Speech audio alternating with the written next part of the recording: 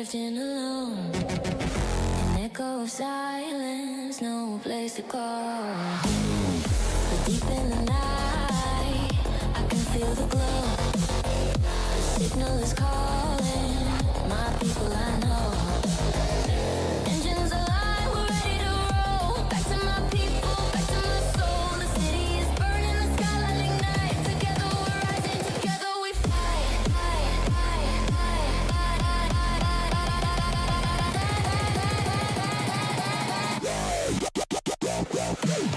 Lights up, the beat is strong. This is a place where we all belong. Hands high, let the energy grow. Together again, let the rhythm flow. Find your people.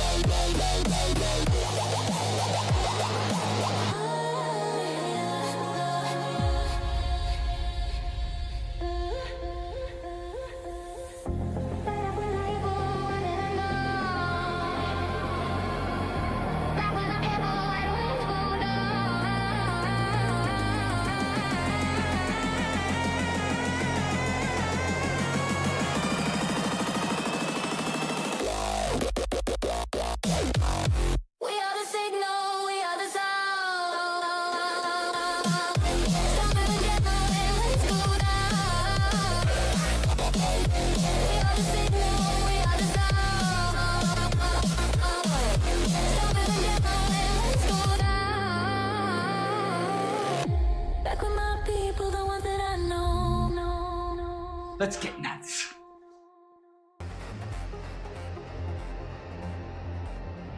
Trans rights are human rights, and if you don't agree, you can fuck off. Yes, you can. I can also turn down the fucking music in my ears, because that was loud. Drink your water! Unclench your jaw! Take your meds! Of course it's noodly. Eat something yummy, motherfucker! Like, that can only be like one of 3 people. Noodly, what's up? Dude.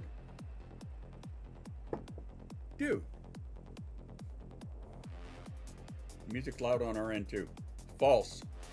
I disagree. Somebody else tell me if I'm wrong. Because I just looked at the decibel setting.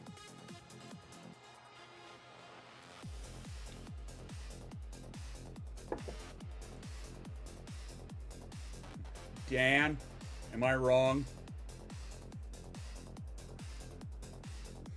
Oh, dude, me, I know what today's stream is about. Do you? Did you read the article? Alright. There. Now it's really down. How's that? Waiting to hit it as soon as you... Of course you were. Of course you were. Because that's how shit works. Oh, you know what? You know what? We're going to bring that down even further. You know why?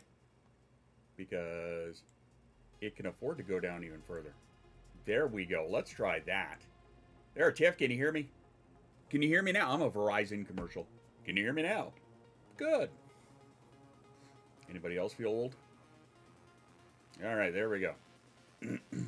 Rockety on. Welcome. Hello, and welcome to our happy little... welcome to today's episode of, look, I have coach certifications and I'm going to beat you over the head with them. Sure, yeah, we can go with that for a working title. That works for me. It's okay. What is okay, Nadia? I always forget the unclench your jaw part of that. I have to tell my wife that all the time. Like, she is so high anxiety strung all the time. I'm constantly reminding her, like, open your face. Brain freeze? I hope not.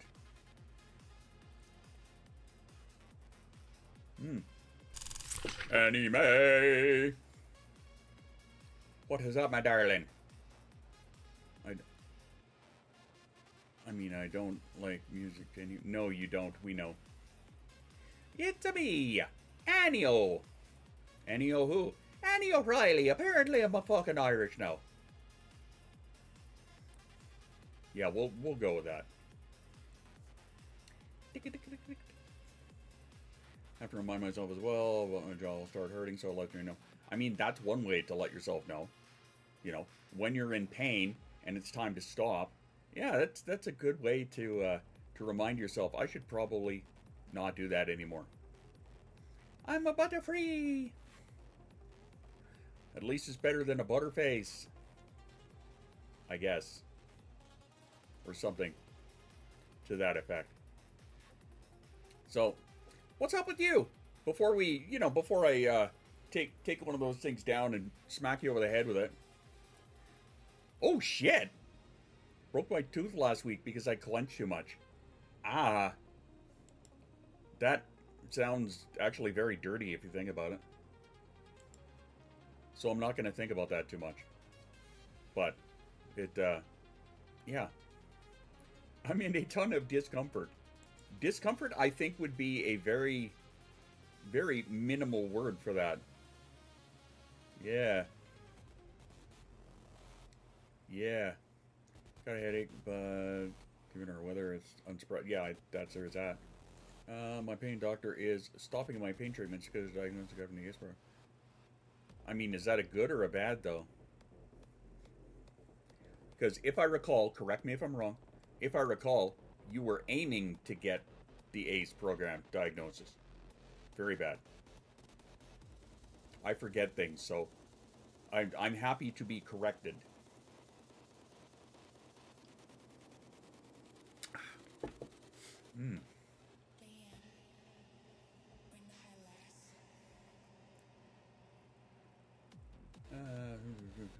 Yeah, don't do that. Get yourself a, where the fuck the hype train come from? Allegedly, we got a hype train. I don't know how or why. But alright. Okay, cool. Rock on. I was able to get a diagnosis. I was not expecting to take treatment away to get me working 20 years as a result. I mean, yeah, okay, I would not expect that either. Hey, speaking of hype train. So, my wife's really pissed at me. Because I got caught up in coding. And so, I don't have a full set to clench. I got caught up in coding last night. Diagnosis, what's that? Can I eat it? Is the optimal question.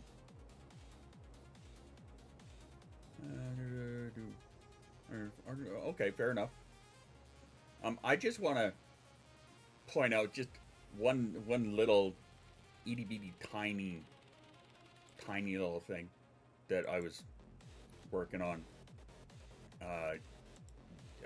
Yes, last night anyway. That I got caught up in doing some coding, and so like I'm in the middle of doing a thing. Now I'm not going to tell you what that thing is. I'm just saying that I was caught up in some coding doing a thing. I'll just leave it at that. But yeah, I went to bed like at 6 this morning, and it was and a good time was not necessarily had by all. I mean, certainly not by me when I slept in. Was it a Muppet cartoon? Nope. Sadly, it was not a Muppet cartoon. So like, yeah, I kind of accidentally overslept. Talk about bad hyperfocus. Yeah, my wife was not exactly pleased with me. I overslept, ended up bringing this one in late. Speaking of which, hi! How was your day? Yeah? Everybody pissed off you were late? No. That's good. Anyway. So yeah, anyway. I got caught up in coding. So. That's all I'm going to say about that. Okay. I've done that myself. Well, and if you didn't see what I just showed you, it's not my fault. You just weren't paying attention.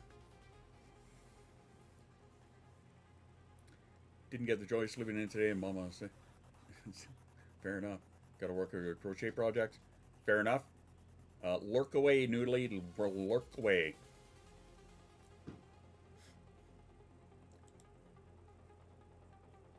Anyway, yeah. If you missed that, that's your fault. All right. So, how are we feeling? Well, got some water. Got ourselves some Kleenex. Thunder didn't shake the house. Okay, well, that's good. Thunder shaking the house didn't help. Okay, that's not good. I didn't see it? What a shame. I was driving. Okay, well, that's a better excuse. You're allowed to not look when you're driving. That's expected. Your leg died 10 minutes ago? Is that what you're going on about? Is that what you're talking about? Well, I guess today is going to be a recap of the last two articles that I posted on Substack. What's that about Substack? Yes, I actually have one, and I write articles there. I take, basically I pick up where Dr. Russell Barkley left off because he's not doing it anymore, and there's a gap in the market, so fuck it, I'm going to do it because it's important, it's stuff that we need. It is all pertinent, brand new, peer-reviewed information, and I break it down and I lick Lady Z. I break it down and make it more human.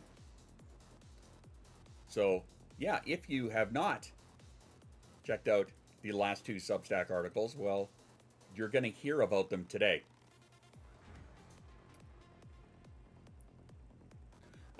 Some of them have been sort of topics that we kind of touched on. I think it was last week. There's going to be a little bit of that in there, but it all ties in together. So, with that being said, I guess I have some questions. Finger your meatball? Oh, yeah, never mind. I'm not even saying it. Not even going to say it. All right. Let me see here. All right, well, I guess the, I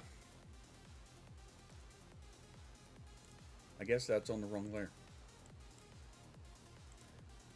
Sorry, I was trying to get the cup there to stop fucking around. Anyway, all right, continuing on. What I was trying to say is, I wrote about this on Substack this week. I had a couple of people lose their minds, and I figured we should probably talk about it on stream here so you can lose your mind in real time. Nadia. Raise your hand if you have ever been told you don't seem ADHD, or you don't seem autistic, or what have you. Anyone, give me a 1 in chat if you have ever... Give me a 1 in chat if you've ever been told, you don't seem ADHD, you're not autistic, blah, blah, blah, yada, yada, yada. All that bullshit. Sadly, no. That's because, Dan, you're the AF fucking diagnosis is what you are.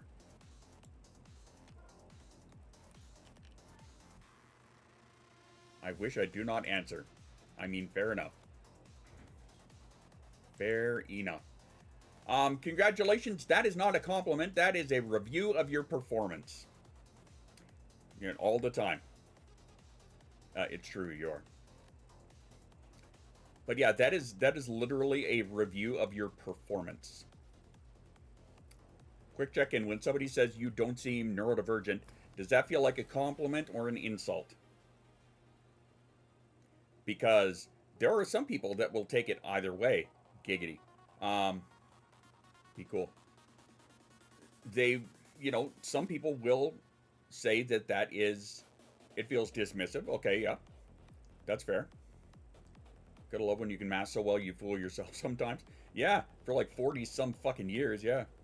Someone said to me the other day, my manager saw the look and explained masking. Finally, a call out I don't resemble. Oh, just wait. Just you wait, my boy. Yeah, there are some people that they will take that one way or the other. It's either a giant insult because it's an attack on who you are, or it is a compliment in that you are at your performance in fitting in and being a real human is passable. So there's that. So today I'm going to cover two things that connect. Like I said, these are two, the last two articles on my Substack, exclamation Substack. You can go check it out. Everybody can read the free version. The free version is all the pertinent information anyway, except for the coaching tips or the coaching approach, the clinician information, and the parenting angle, as well as all the sources are at the bottom of it. So you don't realize how big my magnet is. Well. But yeah, so that's what we're doing. This all comes from a 2026 paper. I believe it was published on February 18th, if I'm not mistaken. My acting skills are improving. Off to Hollywood with you, lad. Away you go. But the paper says that the masking framework that ADHD borrowed from autism, and the research does not actually fit ADHD. So it may be a stolen not diagnosis, but a stolen trait that doesn't necessarily fit the trait. Also, new brain research shows that AuDHD is not just autism plus ADHD. It actually could be a third thing, and nobody built the tools for it. So, there we go. This is gonna hit some of you. I know, because it hit me when I was reading it, and it hit me again when I was writing it. So I fully expect that I fully expect that a couple people are gonna be hit by this. And I mean, hey, what's a good coaching stream without a good call out between friends, right? Right. All right. So, this part here we're going to go into about masking or camouflaging or telling kid to get dressed. Okay. I love you. You are my brother, Anakin. High ground. Anyway. Let me see here. Okay, masking. Okay, so if you think about masking as an autistic, masking pretty much requires sustained self-monitoring, damn near constant attention, or consistent attention rather, to make sure that you're, unless you have one like by default, you know what I mean? No, that's not the right word. Unless you have one kind of like on standby that you just, it's automatic, you know, like customer service voice kind of thing. It is exhausting. It is 100% exhausting. But if you think about it from the stance of an autistic, okay, your masking is, like I said, self-monitored. It needs consistent attention. ADHD impairs those two things. Behavioral inhibitions, that needs impulse control. ADHD impairs impulse control. Strategic performance over time, that needs working memory. ADHD impairs working memory. So when somebody says with ADHD is masking, what we're saying is they are successfully deploying the exact cognitive skills that their condition makes unreliable. The condition does not, in and of itself, make masking a thing that is easily done. I'm in the 8th percentile for working memory. Somebody get Z a cookie. But yeah, we're saying that they're deploying the exact cognitive skills that their condition makes unreliable. So, now, as somebody who was only recently, cookies for everybody, get your favorite cookies for all.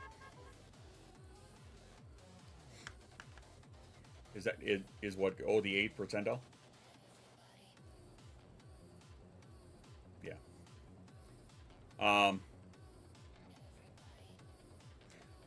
As somebody who was recently diagnosed autistic, I was one who viewed it as masking. I'm not saying that ADHD people do not conceal, which is another term for it. Now, basically, a lot of this is going to be potato, right? It's going to be one word meaning, you know, or one, numerous words meaning essentially the same thing. I'm almost off the chart. Well then. But, where are we here? We absolutely do conceal or mask or what have you.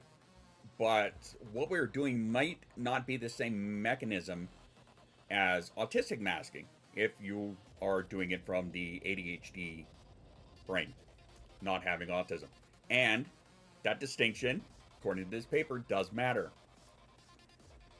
So what we go into is what the ADHD concealment actually looks like. See, autistic masking tends to be sustained, effortful, conscious, exhausting, right? Something that you're, unless you are like hard trained at it, it is something that you're conscious of doing, right? You know you're doing it. You're trying to monitor your performance. Think of it like okay, anybody use Grammarly? I use it all the time. It helps me with my spelling. It's like running Grammarly on your personality 24/7, essentially. So ADHD concealment might be episodic. It might be context dependent. It might be variable. Not a sustained performance, but more like burst compensation. Doing it in the moment when it needs to be done, right? As opposed to trying to fit that mold for an entire day or an entire shift or something like that. It's more easily accomplished in bursts than as a sustained performance. I guess it is the word that I keep using over and over. So examples of ADHD concealment that are not necessarily classical masking. Classical. Anyway. Overcompensating with hyperfocus when the stakes are high. Using adrenaline and deadline pressures to temporarily override executive functions. Do you like how I wrote that one? You like how I explained that one? Huh? The last minute crunch. That's when you're using your adrenaline and deadline pressure to chase that fucking dopamine to override your executive dysfunction. Essentially. Building external systems that hide your disorganization from others, which, not a bad thing. Something like timers, something like reminders, right? But you build your own external structure in order to help you get by in day-to-day life. And performing competence in short bursts that are absolutely not sustainable. Anyone? But yeah, when you're literally performing competence, when, you know, you get your shit together. You get it all in one bucket and take it for a run. Something like that. I don't like this channel anymore. Hi, welcome aboard. Sup, Peter? You're in my world now, motherfucker.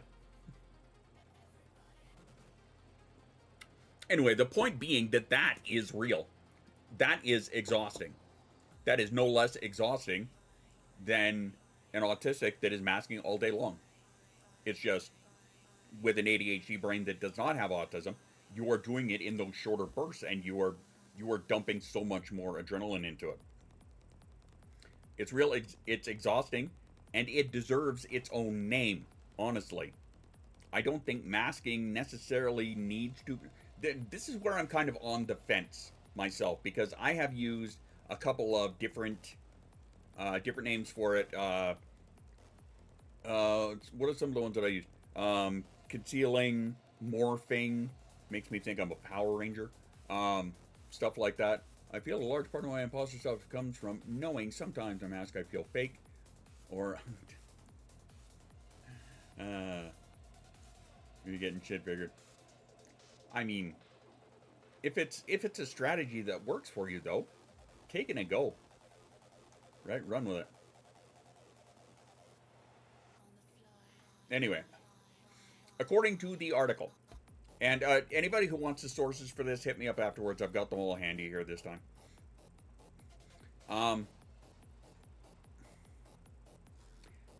Right now, we are calling it the same thing as autistic masking, and it might not necessarily be, is basically the angle that this article took. For a lot of these same reasons. Again, because the conditions that are required for autistic masking are things that ADHD basically is the polar opposite to. So, here's one that is going to potentially sting. Am I sorry? Fuck no. Feel like liars. Feel like liars when I mask. That too. Sometimes, yeah. Or sometimes you do it for so long that you didn't even know you were doing it to begin with. If you have adopted the masking framework and it has never quite fit, you might have felt like you were doing masking wrong, which is a special kind of ironic, I think. Failing at the framework designed to explain your suffering. How the heck? Only we could do something that preposterous, honestly.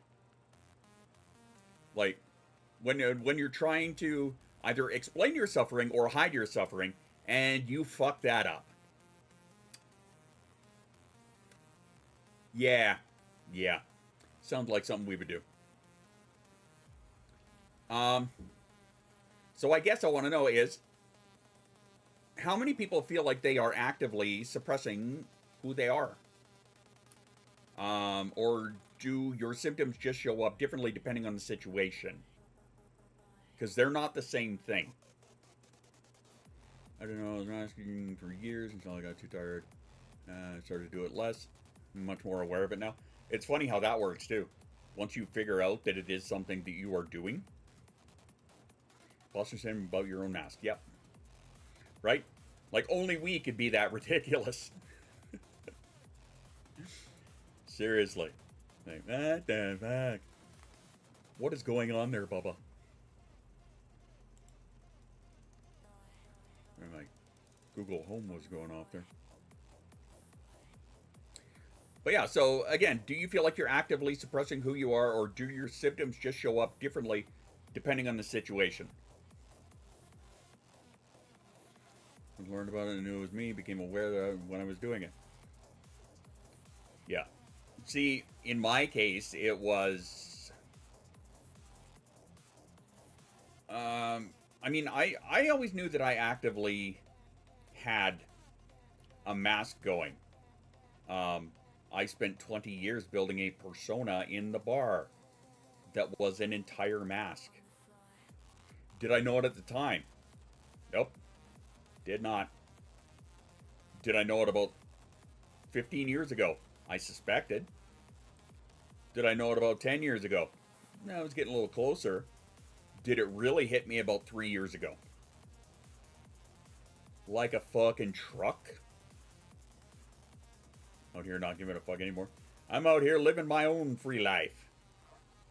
I'm living my good life, baby. Learned about it and could see how I'd done it through my entire childhood. Yep. Yep, that's another special thing that... Who were we talking to about that? Cyberwill is who we were talking to about that. Because he just recently got his diagnosis. And we were discussing how how now you just automatically look back over your life through that lens, whether you want to or not. It just happens. And then all of a sudden, all of those realizations, they just start lining up like Tetris. It's great. Become the go-to person about specific subject matter at work. Scared so much knowing there. I have no idea what I'm doing. Fake it till you make it. Somebody asks a question I cannot answer without thinking. Just slide in another personality and let them answer and pop back up to me. There you go. Sounds like you got a pretty good escape plan. Kind of envious of that, honestly. I totally forgot what I was saying there. Oh yeah, we were talking about how when you realize. It was something I brought up in therapy after she unofficially diagnosed me with journey. And it's a trip. Learning who you are without the mask is a trip. It's not always a good thing. Not always a bad thing either.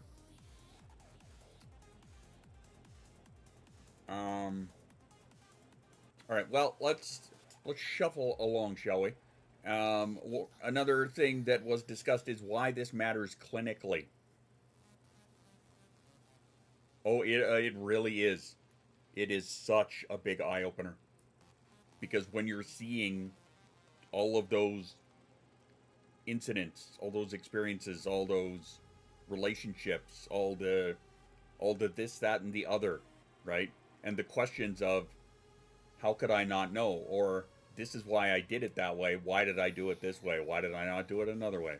Or, that's why that fucked up. Or, you know, the list, it's a long list. And it hits. It really does. It hits. Because you're putting all the pieces together. And that can be a real mess. But why it matters clinically is there is an assessment distortion. So if a clinician assumes ADHD people mask like autistic people, they might be misreading symptom variability as concealment. Which we'll say that ADHD people do is concealment, right? ADHD inconsistency is the symptom, not evidence of hiding. So there could be that assessment distortion. That if the clinician is not up to date on their information, right? Like somebody who's still diagnosed as Asperger's or ADD, if it's one of those fucking people, first off, pick up their copy of the DSM and slap them with it and tell them that's from me. There can be a self-understanding confusion. People that are trying to fit their experience into a framework that is not built for their brain. This is where a lot of people get tripped up, especially those who diagnose themselves from a 30-second TikTok video. Because they're trying to shove themselves into a box that they don't fit. So, this another part of why it matters clinically. Measurement gaps. Now, this one actually kind of hit me kind of hard. And I actually meant to pull up my copy of it to have a look at what my score was on it. Bear with me 1 second here. Personal. There we go. No, go in there.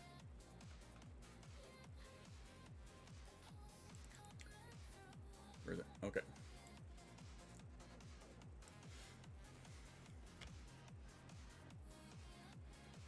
I'm just trying to make sure that's the right file.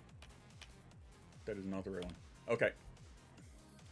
So, I think it's, if you do exclamation embrace, it'll bring up the link for embraceautism.com, which is a place where I recommend a lot of people that are, if they are suspecting that they are autistic, that they can go and take these unofficial, right, because you're doing it yourself, so you can kind of get a ballpark as to where you're at based on some of these tests that you can take, right? Turns out one of them was the screener that they gave me, which is the AQ50, the autism quotient. So, one of the things that was brought up was, it's called the CAT-Q, And it is, what the fuck, what does that stand for?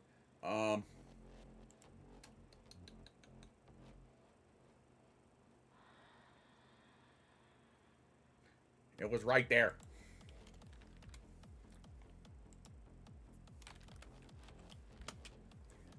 I'm a professional streamer. I absolutely are. It is the Camouflaging Autistic Traits Questionnaire is what it stands for. And the CAT-Q is one of the many tests that you can take a look at. And, sorry, I got confused there. CAT-Q is one of the many tests that you could... I know, pro streamer. Are you talking like J13 level? I'm getting there. Best of looking back and realizing how you fucked up when you were a kid. And why your parents didn't help you. Now they're all about healing forgiveness. Right? But, okay, so the CAT-Q, the Camouflaging Autistic Trait Questionnaire. It is... The scoring range is between 25 and 175. The threshold is 100. Your camera works. Yeah, I don't need to be busting my camera. But, okay, so the CAT-Q is in question. The CAT-Q measures things like suppressing stims and rehearsing social scripts. ADHD concealment might involve completely different behaviors. Using tools designed for one condition on another without validation is, and I quote myself here, sloppy ass science. Also, if you're here, Jay, sorry. No, you're fucking not. Don't lie. So the CAT-Q got called into question because, yeah, the questions on it may not actually be pertinent to autistic masking. Yeah, that's fair. But yeah, so the CAT-Q in and of itself, score ranges between 25 and 175. The threshold score is 100. All items are scored between 1 and 7, with higher scores reflecting greater camouflaging. With 100 being the threshold, out of 175 possible, I scored 144. Whoops. Anyway. I digress. So, if your concealment is primarily compensatory, as in you're compensating, the fix is reducing the need for the compensation. There's no such thing as, that's not a bad thing. Wait, no, that's a bad thing. Yes, see, look at that, I can read. Not well, but I can read. Anyway. Better structure is needed. Less demand on raw executive function. Since that's a gigantic problem that many of us have. Except Lady Z. She's got all the functions managed by all of the executives. I think they have a great 401k.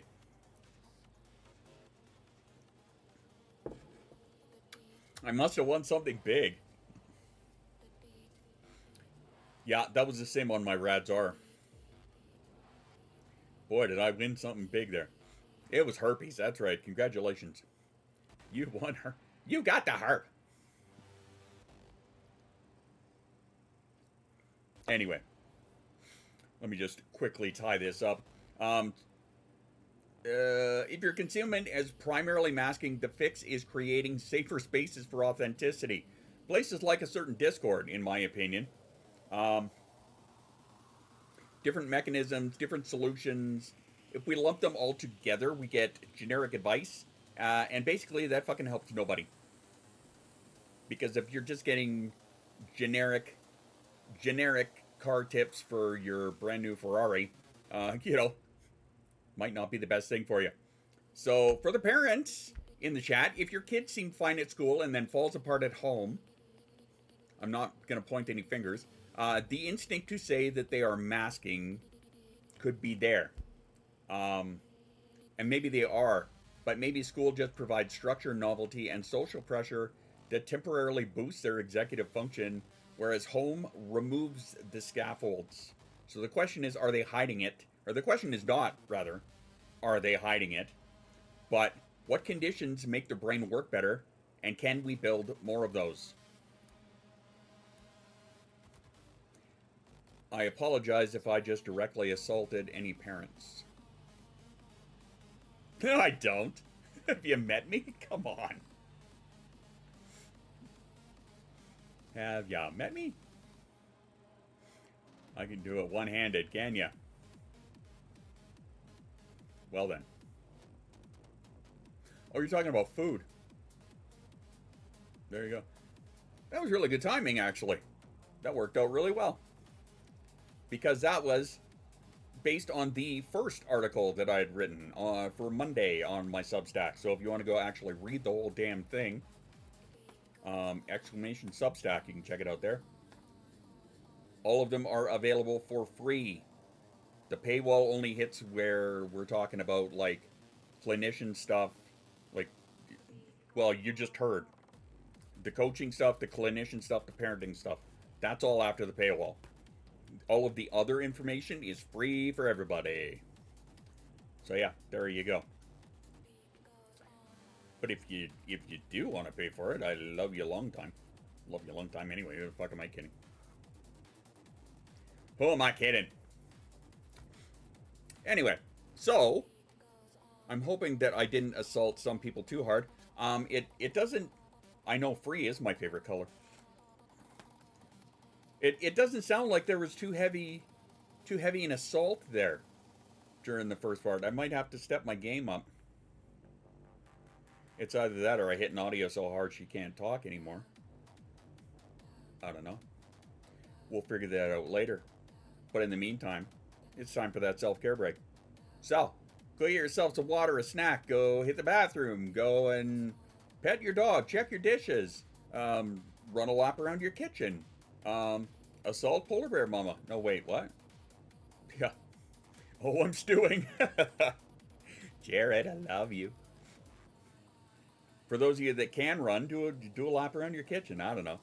Whatever. The point is... After these messages, we'll be right back.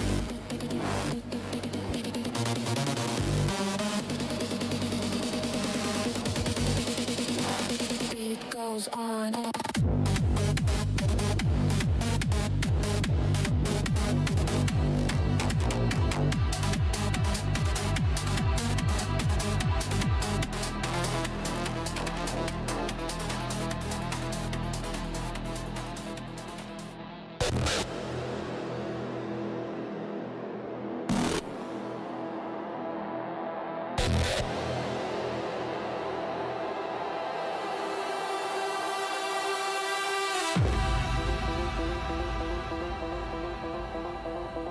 I don't speak English. Fuck off.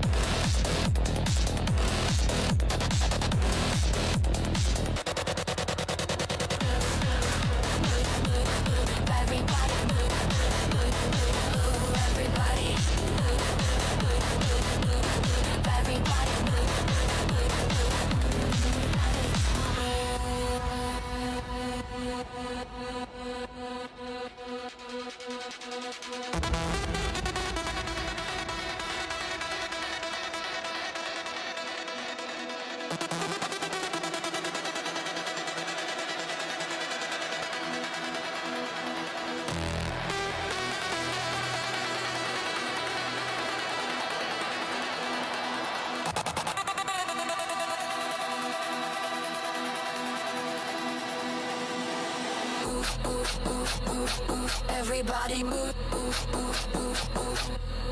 Everybody move. Everybody move.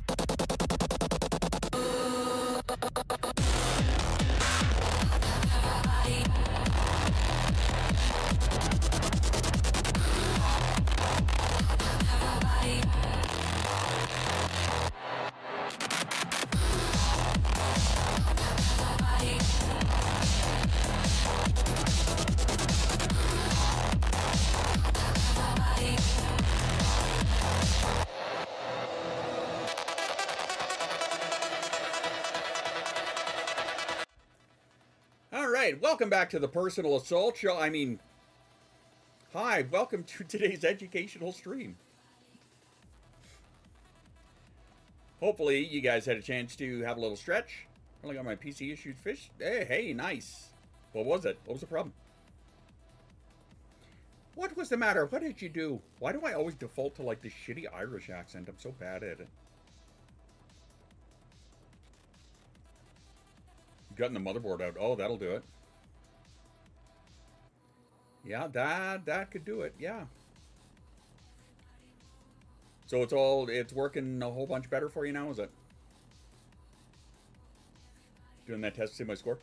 Did you go to Embrace Autism? Nice, you're getting all of the toys in there, huh? Well done. No, is that one better? That one has a better variety of tests, in my opinion.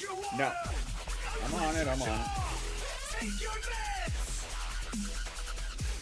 Eat something yummy, motherfucker! Jared, if you go to that link and go to tests, Embrace Autism is a company, is an organization. Company is the wrong word.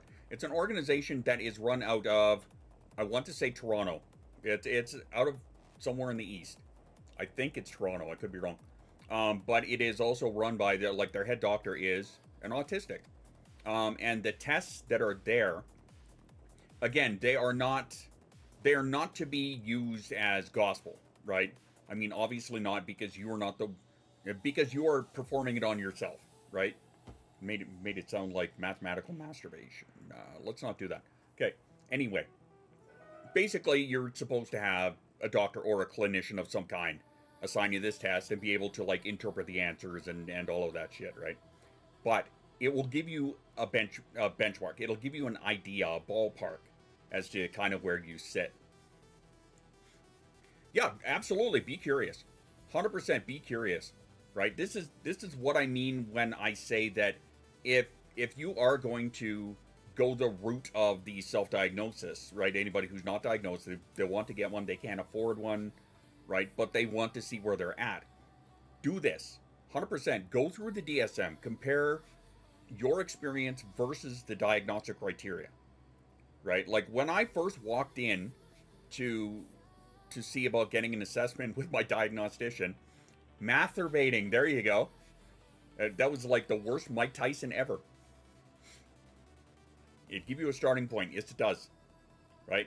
So like when I walked in to ask about my assessment, I came in with 7 or 8 pages, right? All of the scores from the tests, all the diagnostic criteria, how I relate to it, how it affects me, how it affects my life, all of that shit, right? And it's funny because she just laughed at me when I handed her all this, and she said, do you realize that of 95% of the people that come in for an autistic diagnosis come in with this amount of paperwork, and 95% of those people are right? Because a neurotypical is not going to say, gee, I think I might be autistic. Certainly not unironically, right? So like if it is something that you want to take the journey on, that, you know, you want to see if, does this fit you, right? Does this speak to you? Fucking A, do it, 100%, right? And if you come out on the other side and you say, I think this is me, I'm not going to tell you no. Self-diagnosis is valid. And a vast majority of clinicians will tell you the same thing. Just because somebody cannot afford the $1,500, $2,000, however much it's going to cost for them to get their diagnosis, just because they can't afford it doesn't mean that they haven't done the work to earn it, you know? $5K. Bloody hell. Yeah, mine was $1,500, Jace's was $2,000. So, it was either that or I sat on a 6-year-long waiting list that was just getting longer to go up to a place in Edmonton when I could just spit out $1,500. By the way, thank all of you that helped me get that. Thank all of you that helped contribute to JSOS as well. Community is a wonderful thing.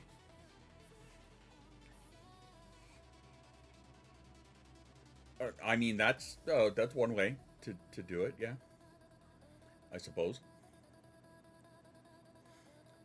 But yeah, if you come out on the other side of that and you think, this fits me, I think I might be autistic, congratulations. Your self-diagnosis is valid in our house. We're not going to tell you no. You've done the research. You've done the homework. You know yourself better than I do. I'm not going to tell you no. 1440. Fair enough. All right. Shall we continue with the assault, with the information? I meant information. That's what I said. Okay, so this one here is about the AuDHD brain. The 2 diagnosis, 1 brain problem. Wish I was doing things like accommodations, grad school, I'm trying right now. Sorry. Yeah, and that's the thing too, is if you have the official one, they are going to look at you in the school system a lot more. I don't know what the word I'm looking for there is. Total 1 for. Oh, shut up! Hang on, where's mine? Okay. Peter, here's mine. Total 144, compensation 53, masking 41, assimilation 50. Is that winning? Yes.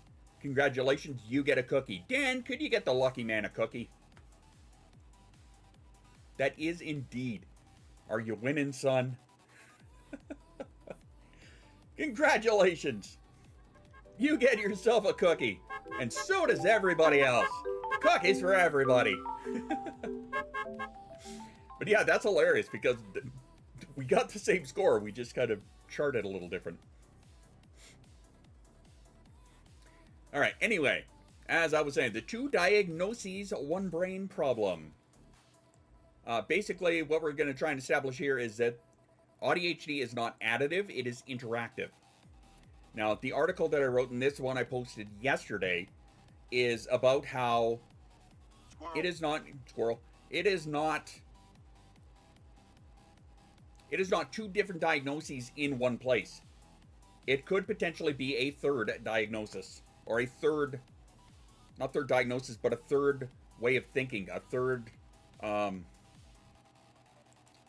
man, I'm just like all over the place today.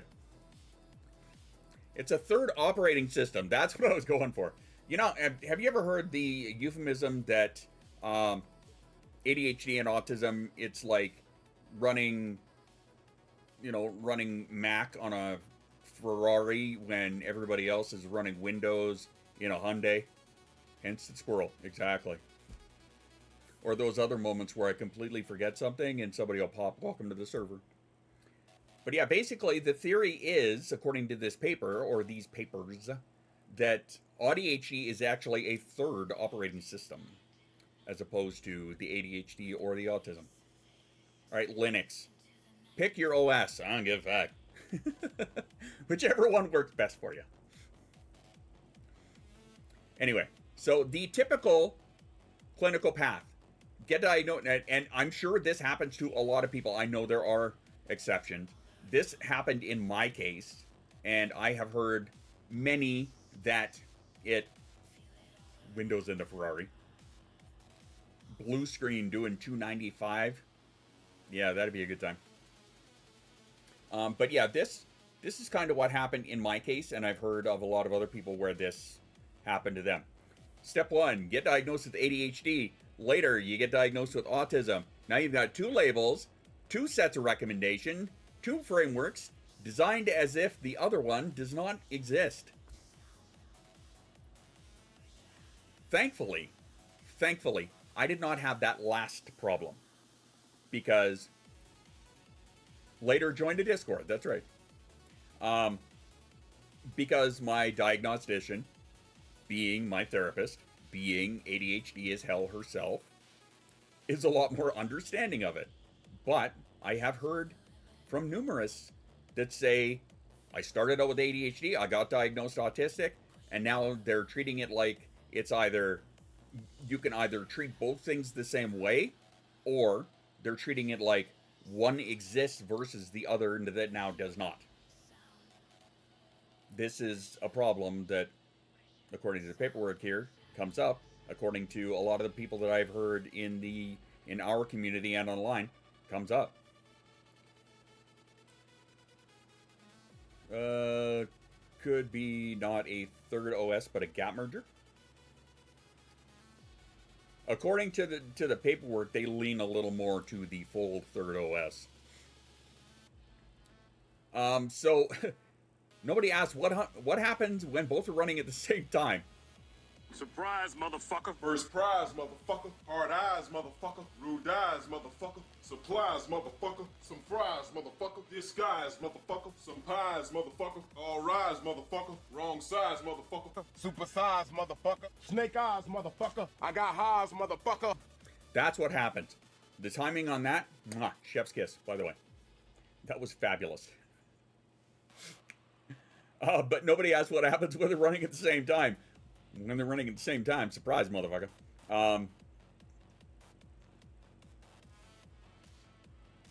Let me see here. The answer from most of the clinicians that I've heard from is basically a shrug. I don't know what's happening when they're both ringing at the same time.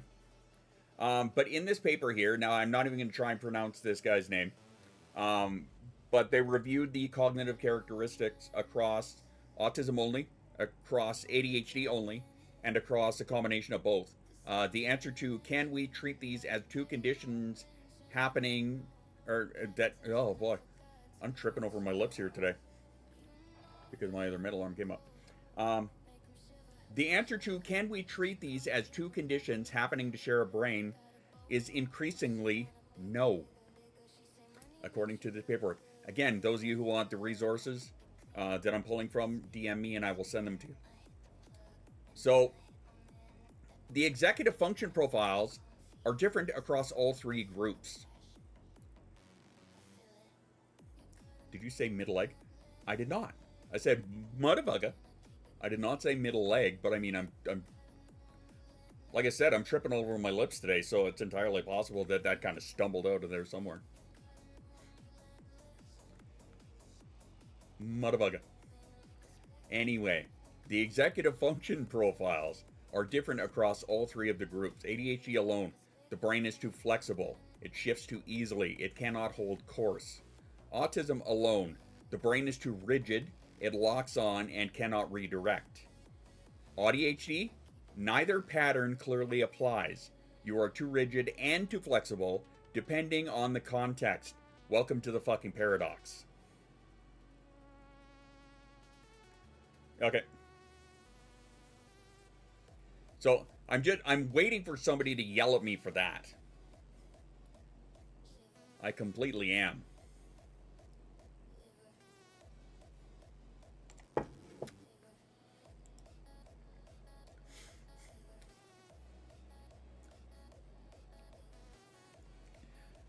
So those of us who are blessed with both, here's my question for you. Why? Because I love torture. I mean, because let's all get educated. So to the AuDHD folks, do you feel like your brain switches between locked on and scattered with no middle ground? 0. It goes from black to white. There is not a sliver of gray. You're either locked on or you're scattered. Give me the one in chat. Oh, wait. Locked on or way off?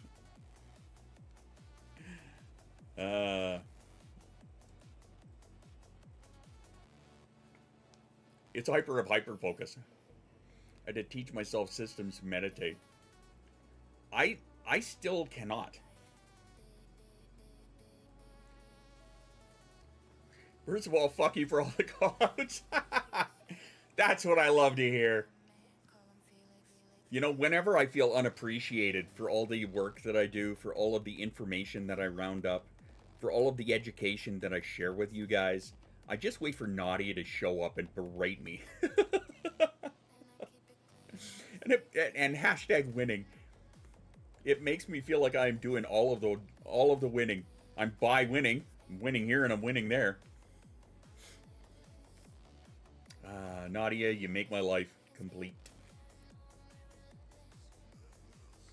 I basically use colors to redirect my thoughts back on topic and the subject at hand. Interesting. Can you explain that? I would love to hear about that. How do you use colors to redirect your thoughts? That's very intriguing.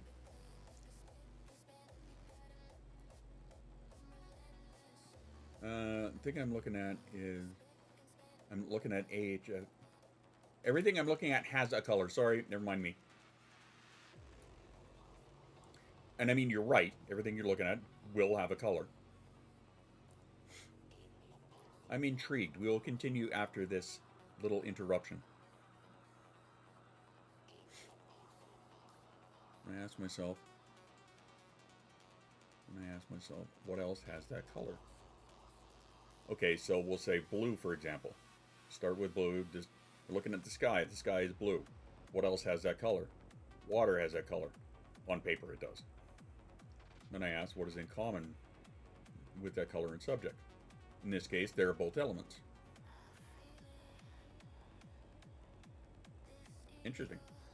Another couple of things I was discussing this with the current undiagnosed child and explained that, yes, she does mask at school, and that's why she wants to be left alone after school.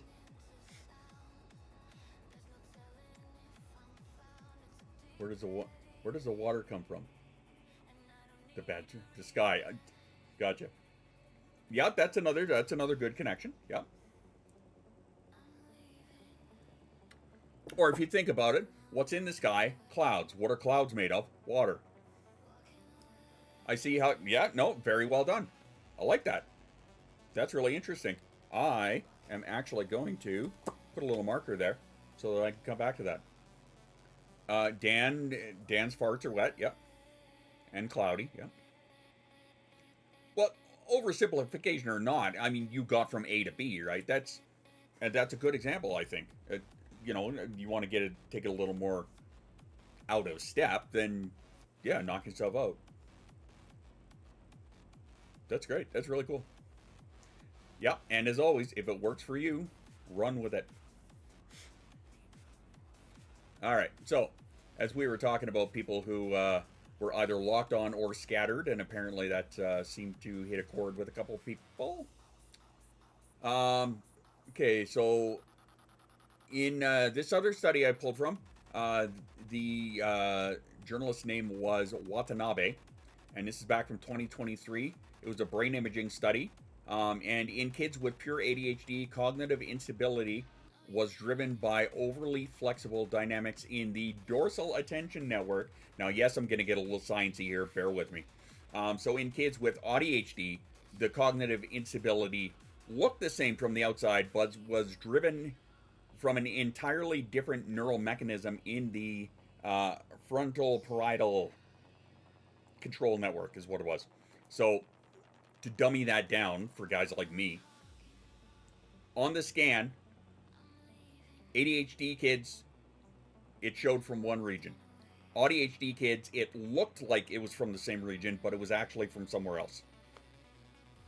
So the same observable symptoms with a different engine underneath.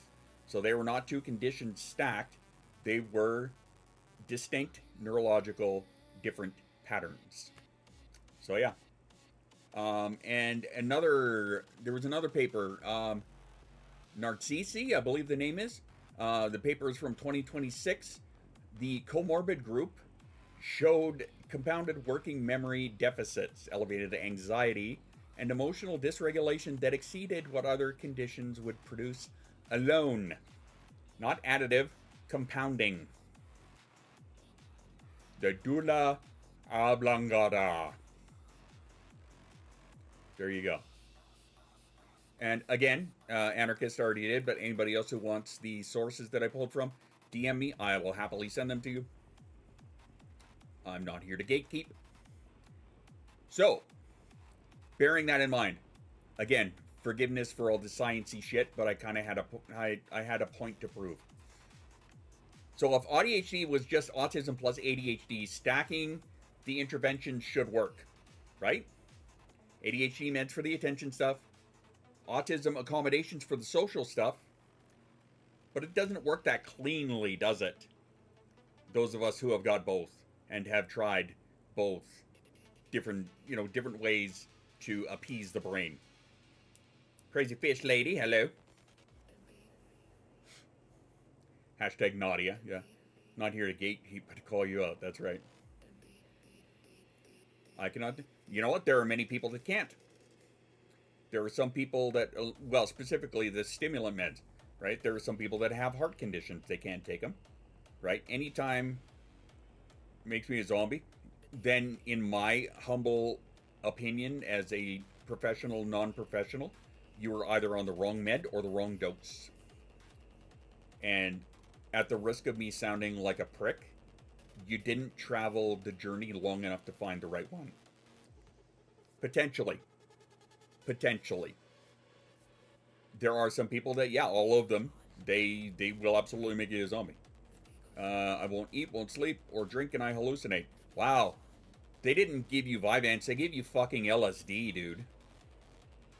You were definitely on the wrong med. It's like Pokemon, gotta try them all. Yeah. But yeah, 9 times out of 10, I will say that if somebody tells me that it makes them a zombie, then most often it's they're either on the wrong med or they're on the wrong dose. Did the gene testing with my body. Body won't metabolize the med very well. Interesting. We talked about this like 2 months ago or something, about how the gene testing, when it comes to finding the medication, might actually not be that effective. And don't ask me for the source on that right now because I don't have it. But it was a study that I had read. It was like 2 or 3 months ago or something. First med almost stopped me breathing as zombie down. Yeah, if you stop breathing, that's your first step to being the zombie. Yeah. But again, anarchist, not to be that guy, but if the gene testing thing showed you that and that works for you, or shows you that it doesn't work for you, run with it. I'm not going to tell you no. I'm not a doctor. I'm not your real dad.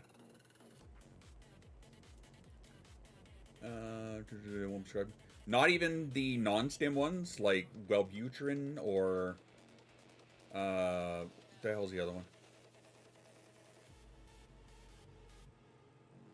No, I can't think of the other one. Okay, in your case, I'm your real dad. That's different, though. That's because I beat the dog back when I could run. They tried it and had adverse reactions to it. Fair enough. Fair enough. And I mean, like, for some people that, in the case of my friend Alex, Alice Orlofus, therapist, a lot of people know, he cannot take stimulant meds because he has a heart condition, right? So he has to compensate with diet, with supplements and things like that, different nutritional routines, different exercise regimes, stuff like that, right? That's how he has to do it. Is that anywhere near as effective as a stimulant could be on him? Stratera, thank you for the name. That's the one I forgot about. Are they as effective as a stimulant med would probably be on him? No. Are they effective for him? For the greater part, yes. Right? So, there are some people that can't take them. And it's just, different meds work differently on different people. Every one of them.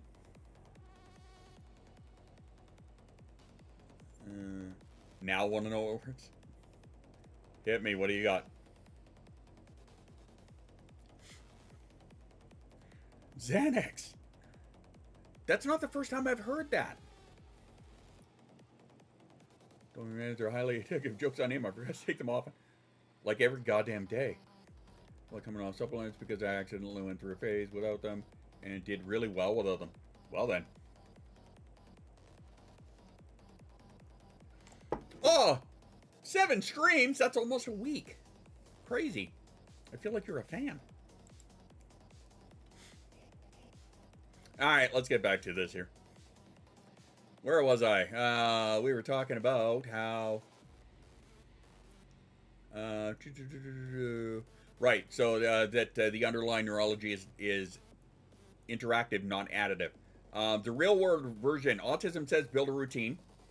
Now, tell me how many of you are going to fucking hate me for this one. Your autism says build a routine. Predictability reduces anxiety.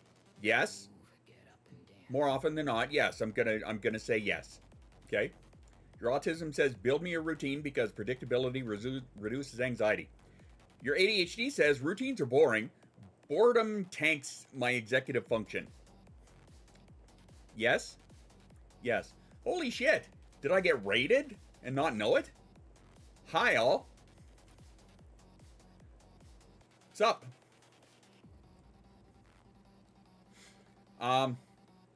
Where was I?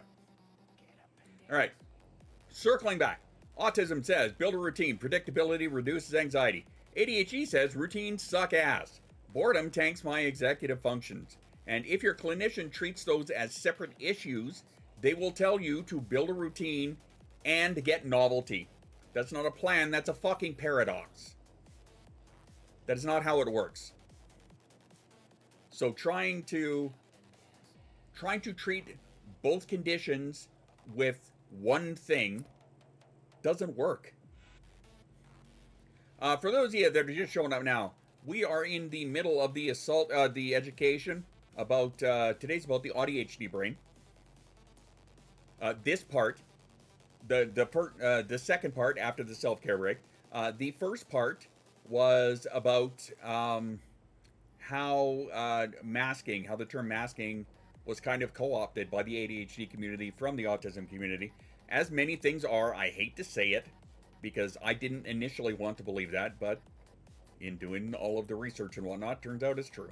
So, whatever, it is what it is. Found a happy medium, a strict wake-sleep schedule. ADHD gives a free rein through goblins or habits. Nice. So your masking isn't real? No, it's called camouflaging. And again, for those of you that showed up late, first off, there's no showing up late. You show up when you show up. Being here is not a mandatory condition at all. You being here is an honor on my behalf. Anyway, for those of you that are just showing up now, I had a point. I was going to make it. I love you. How about that one? We'll go with that. Oh, yeah. What I was going to say is, before the self-care break and the part after here, these are the last 2 Substack posts that I wrote. So, exclamation Substack, go check those out if you want to read more about it. And if anybody wants the resources that I pulled these, all this information from to write the articles and to put together for the stream, DM me and I will send you the, it's CK. DM me and I will send you all of the links. Unless you're staffed, then you're really in shit. Anyway, moving right along. So what actually helps for the autistic and ADHD brain compounded into the AuDHD sandwich? Structured novelty is one thing. Same time block, every day, different activity within it, predictable schedule, rotating content. This is something that I have been trying to implement, and I don't tell my kid, but we're also trying to implement it on her. She just doesn't know yet. Anyway, so that is something that I'm trying to implement on myself. Is same time block every day, different activity within it. Predictable schedule, 6.5 hours. Hey, good job, Bus. Proud of you. But yeah, predictable schedule, rotating content. This gives the autistic brain its anchor. This gives the ADHD brain its stimulation. It is not in any clinical manual because the manuals were not fucking designed for us. Kind of like the world was not designed for... I'm not going to get into that argument because I will just become angry and I don't want that. Of sleep. Bus was up for 48 hours and I had given them shit. I gave them a lot of shit last night, knowing full well that they are a chronic insomniac and chronic pain and all of that shit, knowing full well that what I was saying was partial bullshit. I was still giving them shit because, well, that's what we do. We care. Anyway, next question. Uh-oh. So, anyway, that is one thing for structured novelty. Can anybody think of... I'm on 30 hours of awakeness. Not good job. Can anybody think of an example that they could potentially use for structured novelty? So now I'm going to make you think. So for those of us that have both, you're going for a record. Well, you're not going to make the world record, I'll tell you that. Trying to set a stream time. Setting a stream time. How? That is one that obviously you guys know I struggle with that myself, right? What is your stream time? 2:30-ish. Body depending. Otherwise, Angie is going to kick my ass. And I'm fully aware of that. But that's my stream time. 2:30-ish. If it's at 2:30, great. If it's at 2:45, great. If it's at 3:30, great. If it's that same day, great. If I have to call it off because I'm in pain, great. See, for me, it's a bit of a different matter.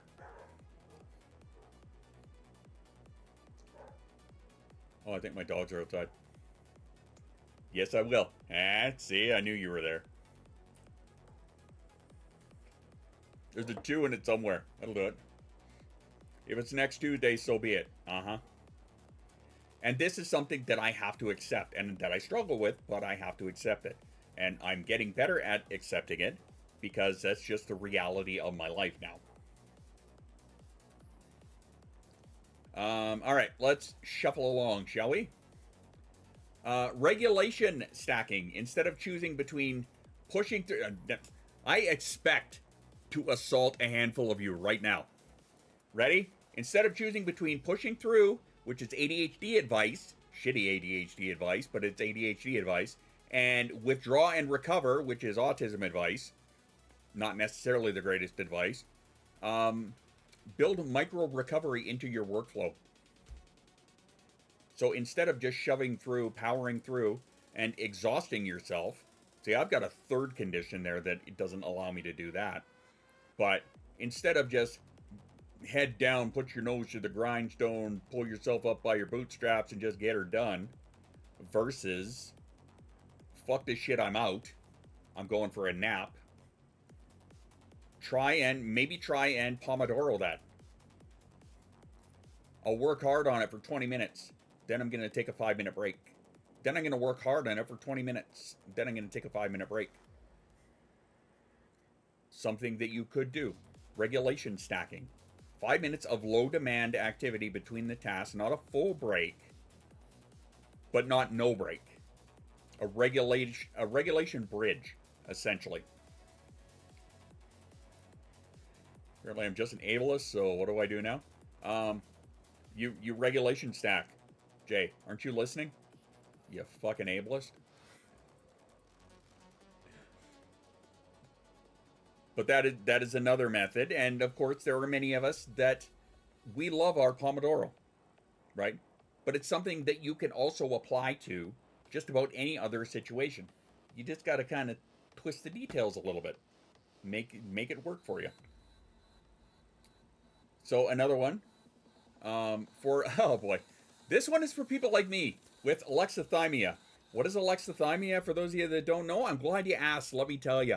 Alexithymia is the inability to recognize your inner emotions, your inner emotional state. It's basically not knowing what you are feeling at the time. It is something that I have, turns out, struggled with my entire life. The one emotion that I could tell you that I do know is anger. I know when I'm mad. And I'm sure many of you also know when you are mad, right? But do you struggle to recognize when you are calm, when you are joyful, when you are, you know, insert emotional word here?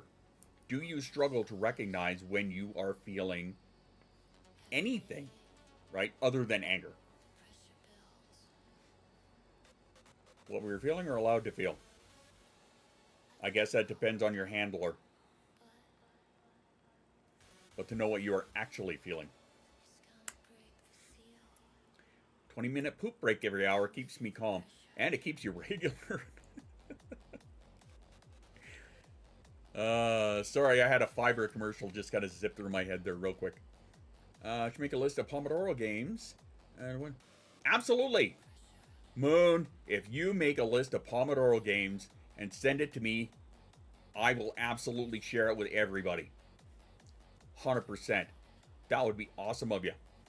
What are feelings? They're a snack. You can eat them. Just ask Pocket.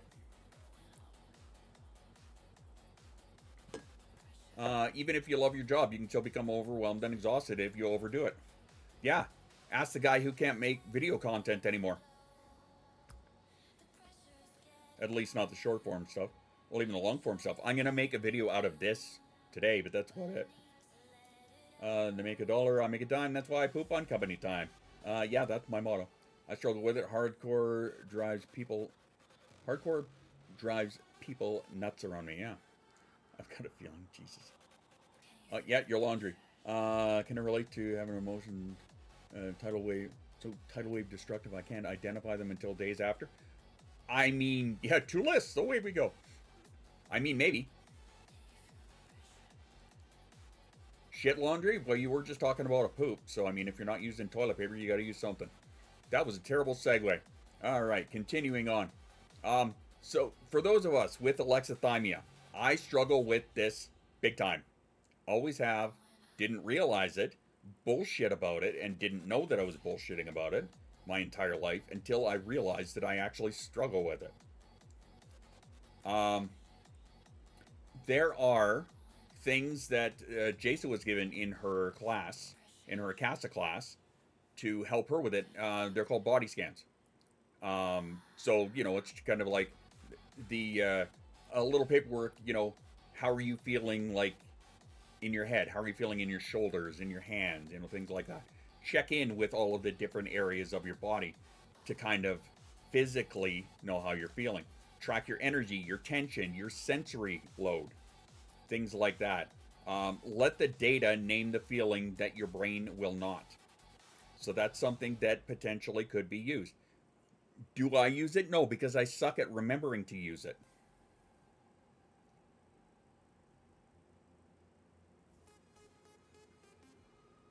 Sorry, I gotta scroll up there and read what you're saying.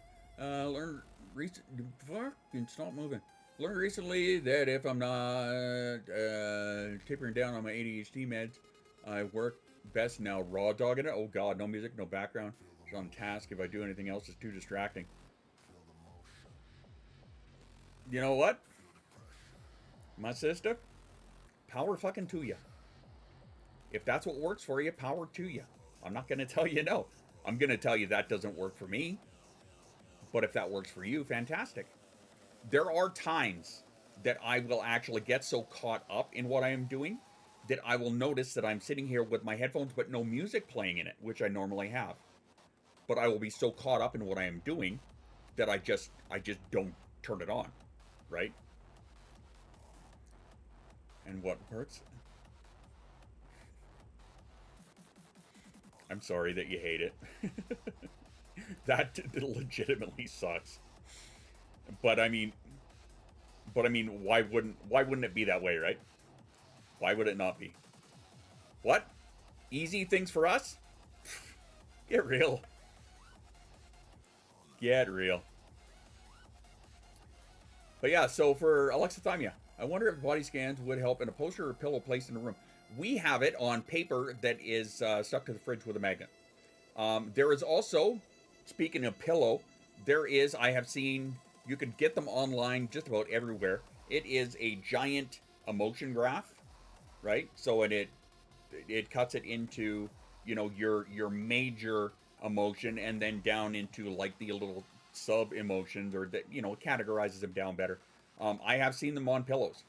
I've also seen them on posters. I've seen them tacked up on fridges. I've seen them in posters in doctors' offices, in like pediatricians' offices, right? I said, really? Do you work at a vape shop? So yes, Moon, yes, they can, 100%. Kind of like the emotion wheel helped someone's a pillow. Yeah, so just like you said it first, apparently. What about can typically 50-60% of the time tell the overarching category of feelings, but not knowing which feeling emotion. So, and yeah, you know what emotional range you're in. Like feeling like a positive up mood, but couldn't tell you which emotion specifically or why most times. Yeah, I think that fits it. Honestly, and again, alexithymia, I'm not well versed enough to say that it is a spectrum in and of itself, but I mean it sounds and feels like one, so why the hell not? Hate the emotion wheel because I can't identify still. I have an app on my phone that, and I'm gonna do this before it starts going crazy. I mean, I'm just gonna snooze that. I have an app on my phone that, you know, you kind of, it's not in a wheel, but it's in like a square. So like it's divided into 4 regions, right? So you've got like your intense, angry emotions up here. You've got kind of like your more somber but down, you know, depressive emotions over here. You've got kind of like your silly, whatever, fun emotions over here, and you've got your joyful and happy emotions over here, right? So like you kind of start with one and then ask you a question, and then you kind of like pinpoint off from there until you actually, it's really cool, but it was a lot, it was too much work, honestly. It was too much fucking work for me. So it just kind of like sat there. A cool concept, don't get me wrong. Really cool concept. Too much work for me. ADHD said, nope. It's this color, move on. Company, oh, you're talking about your... Gotcha. There's an app for that. Yeah, there was. Yes, that's right. Angie does always want hugs. Sometimes the not so. Yeah, never mind. We're not going there. Not for today's stream. I said internet comfort. Not every tool is useful for every person. Exactly. And that not only applies to apps, that applies to like physical tools. I'm not a journal guy. I want to be. There's a part of me that actually legit wants to be. I am not a journal guy. However, I'm a note taker. Right? When I was driving train in the rail yard, I had, I think, 5 or 6 of these in my lunch kit. And of course, because, you know, autism, they were categorized into different things for different colors for different things that I was working on. I was working on, not a fidget guy, different strokes, different folks. Exactly. You're also not a body double guy, right? Of your own admission. I, on the other hand, disagree with your assessment of that, but you and I can talk about that later. And that's cool. You're not a fidget guy. I am a fidget guy, right? I have got these sitting on my desk at all fucking times, right? I have got my fidget spinners and all of my other little fidget toys sitting down in a box right over here. You know, I haven't moved them back up to the desk, but I've constantly got those. When I go to my therapist, the first thing, I lose my fidget. I'm so sorry, buddy. I have got some stim eggs here. I have got a plethora, a fucking ton of stim eggs. You should come and get some. I will give them to you. Thought you said bitter. Although body scans, they used to work way better for us years ago than they do now. But looking, see what's next. Chat keeps moving on me there. We had a friend whose voice was calming for us, recorded themselves at the speed, and the other we like to do body scans. Nice. Use language we preferred as well. That's cool. Actually, it's really neat if you, in your case specifically, and other people that use that kind of methodology, if you have somebody that will do that for you, and in your case, if you have somebody that their voice is soothing to you or calming to you or whatever, right? I've had some people tell me that, a while ago that they would come and listen to me stream and talk because apparently my voice was soothing to them, and they could like chill out and sleep from it. A part of me was intrigued about that. A part of me took that as a compliment. Another part of me was like, that's what you use me for? All right, I guess. But yeah, if you have somebody that'll do that for you, awesome. Even better. Bonus points. Can I get the Reader's Digest of body scans because I'm not following? Okay, so body scan. Think of it like this. Checking in with your body. Okay? Sitting, taking a breath. Okay? So I'm going to do it right now. Okay? Just real quick. Just sitting here, just kind of calm, take a breath, and I'm just going to check in with different parts of my body. Okay? So I'm just sitting here and I'm thinking about, okay, how do my shoulders feel right now? Kind of give them a little, whatever. How are my shoulders right now? They're a little bit tight. My left shoulder hurts a little bit more than my right. Okay. How do my arms feel right now? Right. And you just kind of like go through the checklist.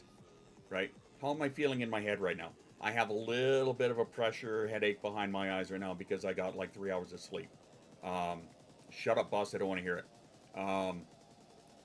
My neck is a little bit stiff. It could use maybe a massage or some like hot pressure to it, whatever. Right? But you're going down and you're checking in with all of the different parts of your body. And then from there, seeing if putting those things together can lead you towards what you are emotionally feeling. Does that make sense? Are you following now, Jay? I don't know if that was a very good description of it. It probably wasn't. No, just in general, anybody can do it. It's not an ASD thing. It's kind of an alexithymia thing, right? So if you can't recognize what you are feeling, it's not exclusively an alexithymia thing, but it's. I don't know how body scans go for people with chronic dissociation. You got me there. I do it to ground myself. There you go. Right?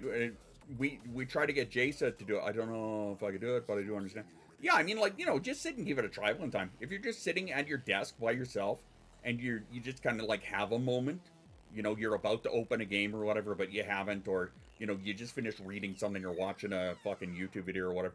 And if the moment strikes you, whatever, you're just sitting there and you've got nothing. You have a couple of minutes that you can just, how am I feeling, right? And just kind of go through the list. See if you can do it. You never know.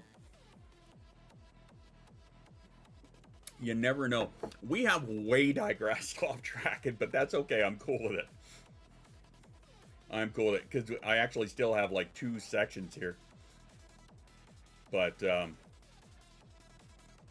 and I don't give a shit that we're off track. I love you guys interacting and sharing your 2 cents and all of us talking about our stuff, our experiences, our quirks, the things that we do, the way that we are, right? You guys know I love that, whatever. That's why gobbling, checking in, pissed me off. Or I'm clenching my jaw. Of course you are. Why wouldn't you be? Let me just see where we are here. Again, a recap. All of today's content was brought to you by me and Substack, and where I posted these articles to. Again, if you have not already, and you do want all of the resources that I pull this from, DM me. I will send you all of the resources. This is the stuff that I post on my Substack. I was trying to do 3 days a week. I was trying to do Monday, Wednesday, and Friday. Turns out I wanted to do more. So I've already posted 2 this week. you are hearing them live now. Normally I don't do this. Thank you for sharing that. All of the information on the Substack, all of the base information is free for everybody to read. Anybody and everybody can read that. I am cool with that. I do put a paywall on it because it's Substack and you have the option to do so. What do I put behind the paywall? Information that clinicians can use. Information for parenting tips, coaching tips, things like that. And unfortunately, all of the sources, just because that's how the paywall thing works. But that is the stuff. No, not feet pics. That's on only Squirrels. But for Substack, all watch me eat and suck this bowl of ramen. But yeah, all of the information there, 100% free. Not all of the base information is free for everybody, right? I'm not gonna, you know me, I'm not gonna gatekeep shit. But I am, of course, because I'm pulling all of this information together and whatnot. Yeah, I don't mind making a couple bucks from it. But again, it is only the stuff for, you know, clinicians, for the parenting, coaching stuff, etc., etc. Might have to go. Your headphones are dying. I'm sorry, that sucks. I wish you could charge them. I wish I could slap my dog too. But anyway, yeah, that's my shameless Substack pitch. That's what I do now. Is multiple times a week, I will just say. I put articles there. It is all, you know me, it is all peer-reviewed information. None of it is that misinformation, that clickbait bullshit, because you know how much I fucking hate that stuff. It is all peer-reviewed, brand new information, and I shit you not, brand new information. Some of these articles that I am citing today were published last month. February 18th, I think, was the date of one of them. So a lot of them is, I guess I always come back once it and stream's over and stuff. I mean, if you want to watch the VOD, yeah, 100%. Like I said, I'm going to try and cut this down into an actual long-form video to post on YouTube. We'll see how that goes. Or maybe I'll pitch it at Shoost and see if he has the spoons to do it. But that's the idea. But anyway, that's what I do with the Substack, right? I try and share all the information. It is brand new stuff. You know me, I am 100% about the peer-reviewed. I hate the misinformation and clickbait bullshit. I don't do that. I don't roll like that. Blech. It just makes me feel dirty saying it. Anyway. All right, we're going to take a quick little break here. And we'll come back to a little bit more about the AuDHD brain and whatnot. I will do a little bit of recaps if you guys need some. But in the meantime, go and grab yourself some water, a snack. Hit the bathroom, stand up, have a stretch. That's what I'm going to do. Refill my coffee as well. Pet your dog. Run a marathon. Go shave the grass. Paint your lawn. I don't know. After these messages, I got nothing. we'll be right back.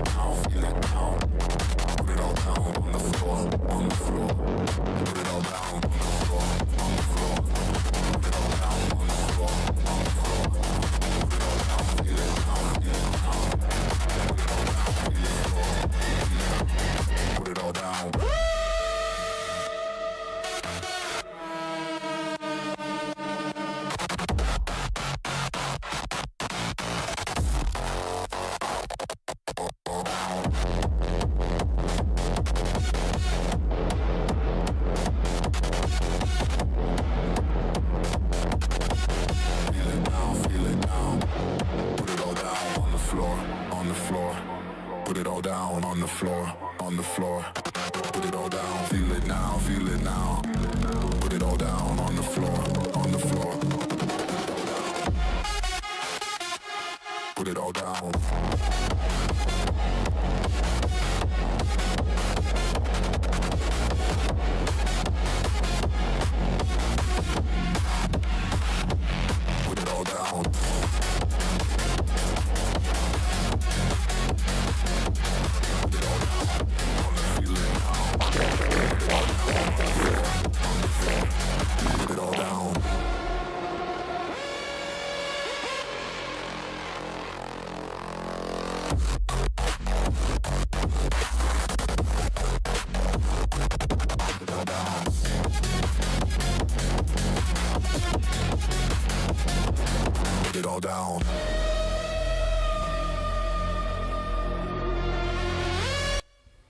Alrighty, coffee attained. A little bit of a stretch had.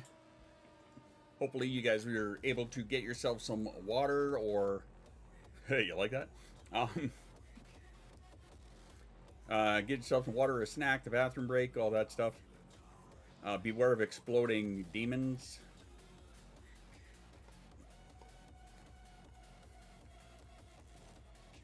I got nothing. How do... More fun. My demon daddy. That's all I got to say about that. No, it's not. I got this to say, too. My demon daddy. Anyway. Moving right along. Let me get back into this here, and we will get this out of the way, and then we will address... how are you guys doing? Are we handling the education today all right? There's not a giant amount of bitching about it, so... I mean, it seems like you guys are doing okay. Of course. So, hey, you guys remember at the very beginning of the stream, those of you that were here, where I said that I was working on a thing, and then I gave a bunch of people shit for not noticing? Does anybody remember that?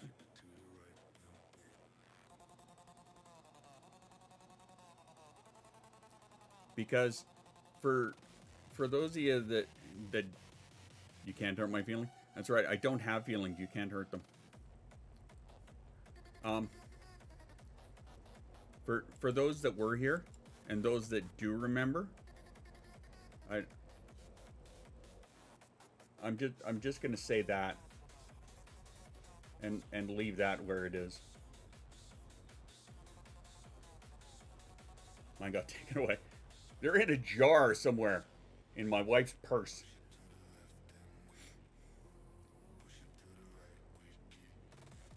Remember when I said I was doing coding? Some of you know what the deal is there. I was seeing something there. I mean, that's fair. And you know what? I wasn't going to say it. I was just going to leave it there and not say anything, but you know me, I can't do that. I can't keep a secret where the fuck, apparently. Let me just... Alright. Here. I'll do it just for you guys. Why? Because I love you and I wanted to show it off anyway. I'm just going to show you ever so quickly. This is something that I have been... And I guess I'll share the story. I'm sorry, Nova. I love you. But Claude and I have become pretty tight. And Claude Code, oh my fucking lord, I tell you.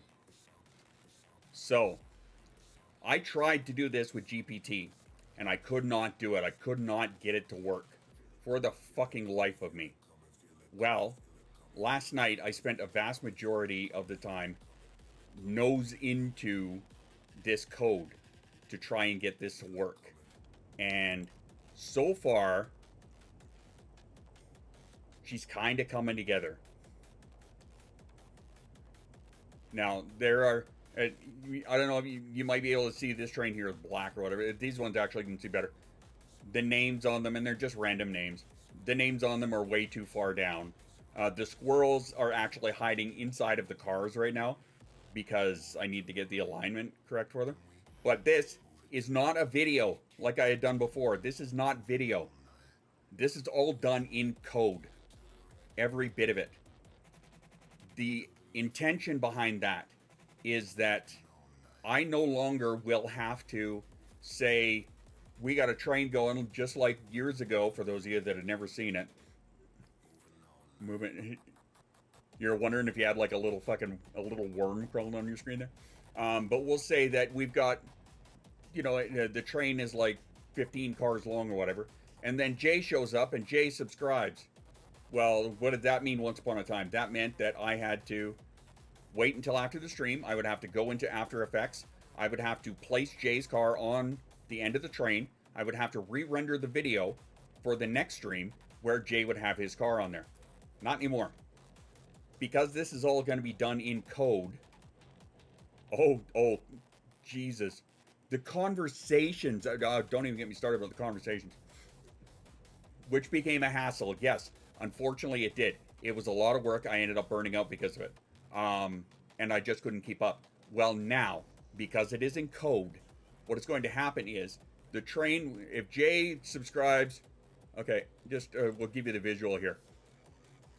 Train is coming along. Yay, we're all sitting here talking and whatever else.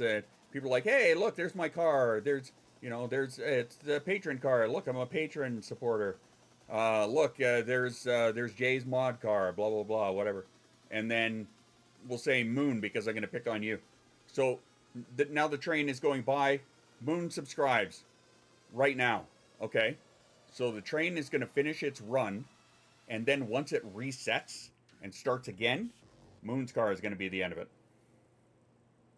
It will be assigned a random color. And then you, in the chat, will be able to change the color of your car. So if you don't like what was assigned to you, or you have a specific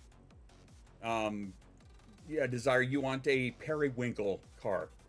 Exclamation, I'm going to set it up so it's like exclamation train car, and then you can put in, because CSS recognizes, the colors like crimson, periwinkle, violet, whatever else, right? So if Moon, you want to have a periwinkle car, you do exclamation train car or whatever, space, periwinkle, and then bam, that's what your car color is now. You guys will have the opportunity to change your own car color instead of me having to go through, render up a video, design a car, yada yada. You'll be able to do it in real time. Well, real time plus 1 lap, I guess, essentially. So every time that the train resets, that's when it's going to take effect. Thought I saw a dog break in here. So yeah, that's what I'm working on. I have been working on this. Some of you know. Fuck, Dan, how long have I been trying to pick away at this? It's got to be 6 months now, hasn't it? Something like that. Shoes to be able to tell you, obviously. But I think I've been picking at this for like 6-7 months. Yeah, I've been trying to get this right. GPT could not get it right. I started coding last night with Claude. That's what I have. Based on like 1 night of coding with Claude. So, sorry OpenAI, I'm an Anthropic kid now. I don't know if I've ever seen train come through in so long. It has been years, legit noodly. And you remember, I still have all of the old designs of all of the cards that you guys wanted, right? If you had custom characters, I still have all of those. Am I going to be integrating them into this? Not right now. However, if I do decide that I am going to integrate that stuff, it's going to be a lot easier on me. I'm not going to have to go through and do a bunch of design and do a bunch of video rendering, which would take, you know, upwards of 5-6 hours to get a render done. Wonder what happened then, I forgot. The honest answer is I couldn't keep up and I got burned out and I got buried in other projects and I just couldn't keep up with it, which is why I bought stream avatars, so that we all at least have a little representation here, right? Because that's what I want. I want everybody to be here and see themselves, you know, and know that you are a part of this, right? I want you to see it. And that was the only compensation that I could make for not having train anymore. Well, now, because the ability to code is so good now, fuck it. That's how I'm doing it. Once it. Something like that. Anyway, I digress.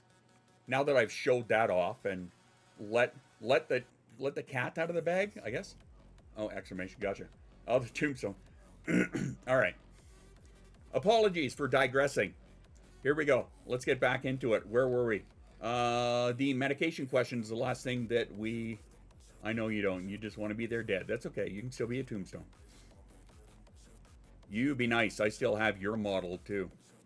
Okay, so what were we saying? Some researchers have cautioned that standard ADHD stimulants might produce different effects in AuDHD individuals than in those of ADHD people alone. Legit, different meds work differently on different people. We know he's a dick. But the neural architecture is different. And so this was something that my wife and I were talking about the other day, is the fact that there's now more research going into that standard ADHD meds, specifically... I'm a snake. Anyway, specifically stimulant meds may not be as effective or produce different effects in an AuDHD brain. Obviously, this is not me saying stop your meds. This is me saying that if your meds feel like they only half work, you're not imagining it. If you have been complaining that your meds, you felt like they weren't as effective, you're not making it up. You're not imagining it. And your doctor should know that the research is evolving. Yes, Pacific. The RIM, specifically. Pacific RIM. For parents, those of you with the AuDHD kids, stop trying to treat each condition separately. Start observing the interaction. And when I say that the paid Substack people, this is the information they get, the tips for the parents and stuff. And the medication question, that was for clinicians, right? This is the information. There's my... Sorry, I just thought about that right now as I'm doing it. There's my shitty pimping of it. Anyway. It's not me saying stop your meds. It's me saying that if the meds feel like they're only half working, you're not making it up. Your doctor should know the research is evolving. For parents, stop trying to treat each condition separately. Start observing the interactions. When does rigidity increase? When does impulsivity spike? What environments bring out which pattern, right? These are things that you can track to kind of keep an eye on this.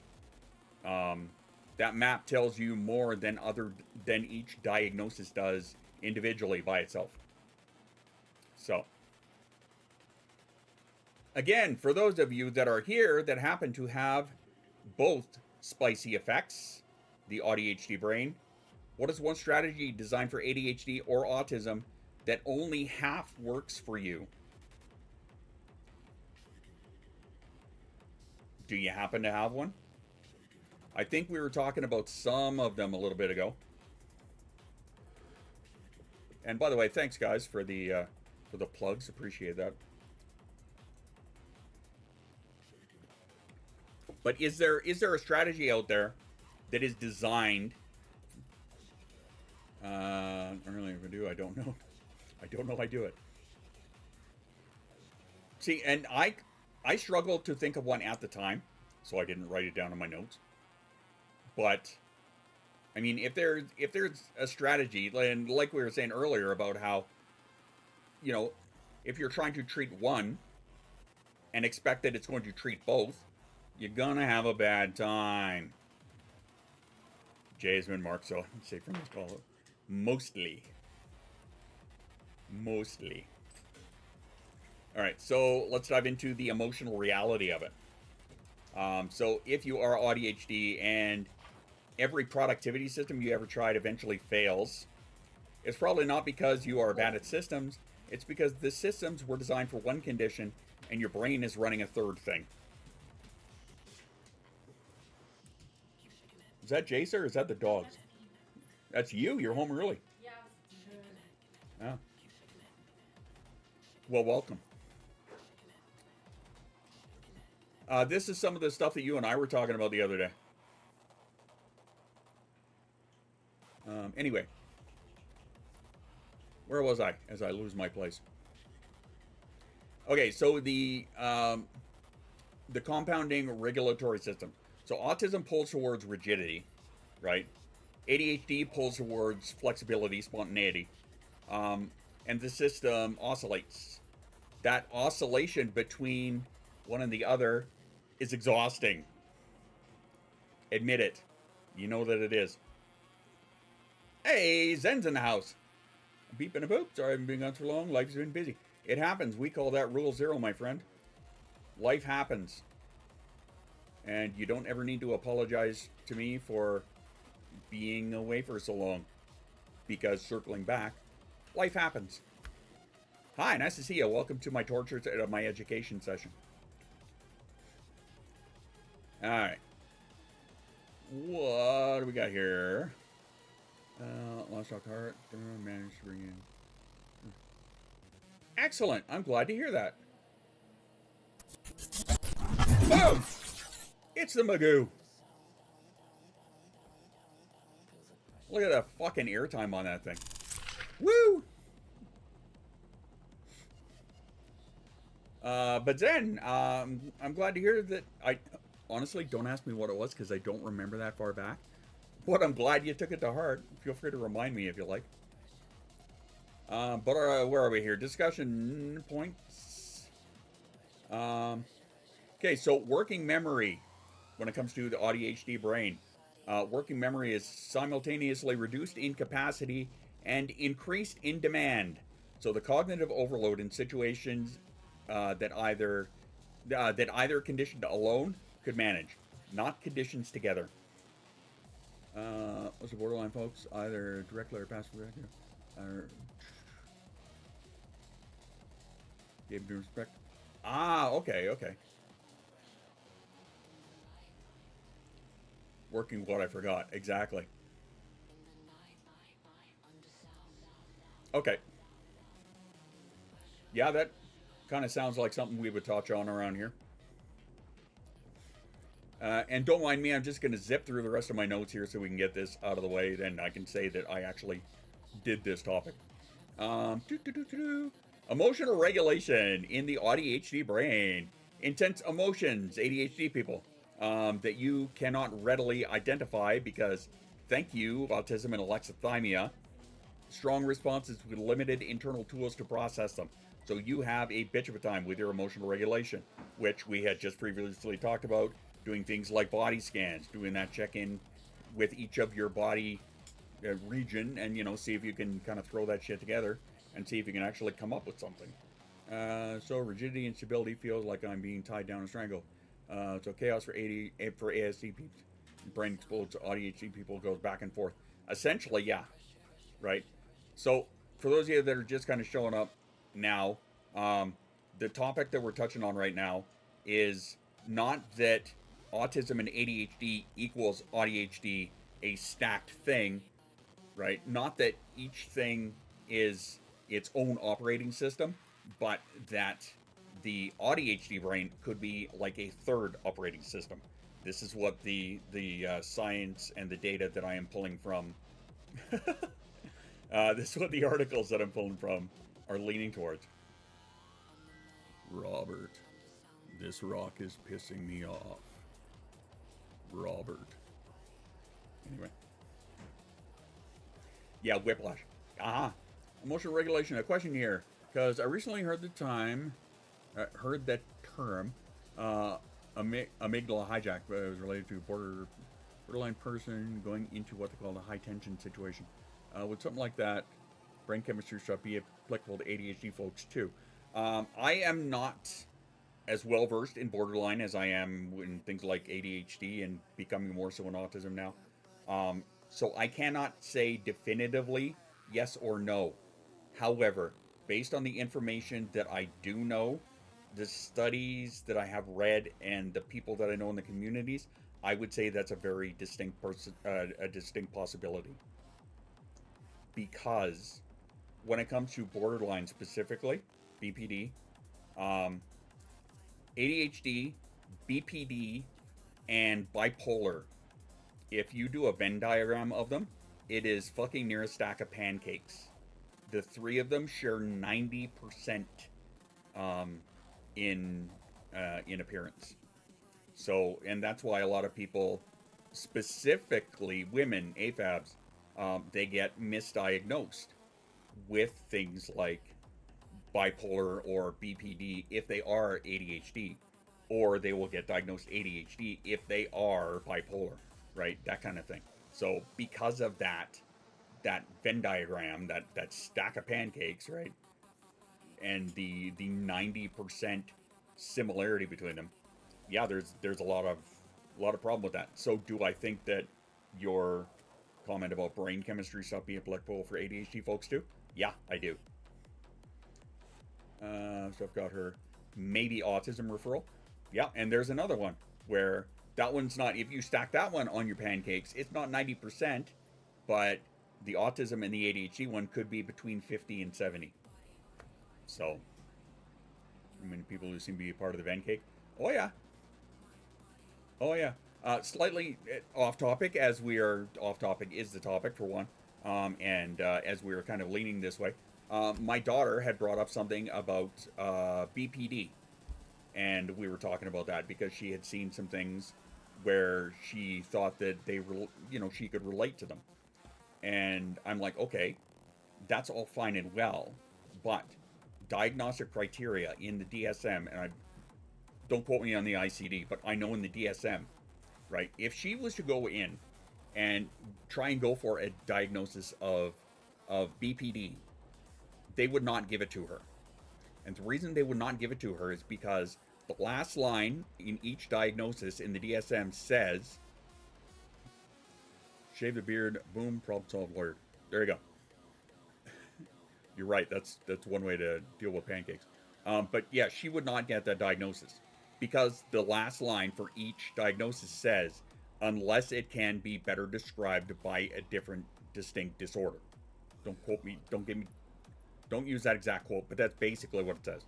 Unless this can be better described by a bigger, badder condition, right? So in her case, if she went in to get a BPD diagnosis, they would not give it to her because she has autism, which more or less covers all of the things that BPD does, right?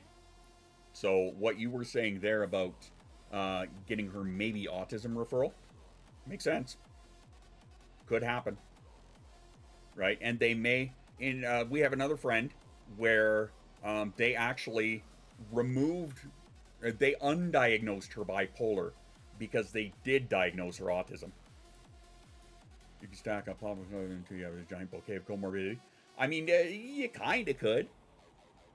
I mean, shit, ADHD, autism, it's like it's the buy one, get 7 free, you know? ADHD comes free complimentary with a side of depression, anxiety, half the time autism. Sounds like a lot of work. Yes, it does. All right, zip back to this really quick. We'll finish this up. We were talking about working memory simultaneously reduced in capacity and increased in demand, cognitive overload in situations that either condition alone could manage. Emotional regulation, intense emotions from ADHD that you cannot readily identify because of alexithymia or autism. Strong responses with limited internal tools to process them. So there's that. Anxiety, depression. I didn't call you names. I called you, what did I call you again? Martin Daddy.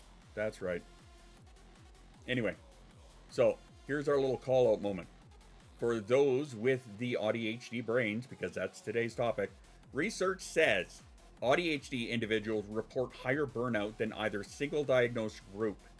That is not a surprise to any of us in this room, I am sure. But hearing the science say it, hearing somebody validate that your exhaustion is not weakness, how does that feel? Does that hit different knowing that the current research as of last month says that this is more likely the case? So you're not failing at being ADHD, you're not failing at being autistic, you are running a neurological configuration that the clinical world has not actually caught up with yet, is basically it. That's not your fault. The research is finally starting to agree. Thank God. So there's that. Got a link to the study. Yes, I have. As I was just about to say that too, actually, so thanks for the reminder. If you would like a copy of the resources that I'm pulling this from, DM me. I will happily send them to you. Also, today's stream is basically my last 2 Substack articles from yesterday and Monday. It's just kind of, they kind of hit me in a personal way, and I knew that a lot of you, I mean, whisper me here on Twitch. That's fine. I'm not going to tell you to go to Discord. And if you're not a fan of it, that's fine. I don't care. Whisper me here on Twitch. I'll send them to you. But now that I told you to whisper me on Twitch, now I'm going to remember that it is. I'm so bad at catching up on the Twitch whispers. But yeah, whisper me, I'll send you the links. But yeah, these are my last 2 days of Substack posts. Let's both fail harder tomorrow. And then we find out, yeah. My cat is downstairs, Dan. Anyway, so, long story short.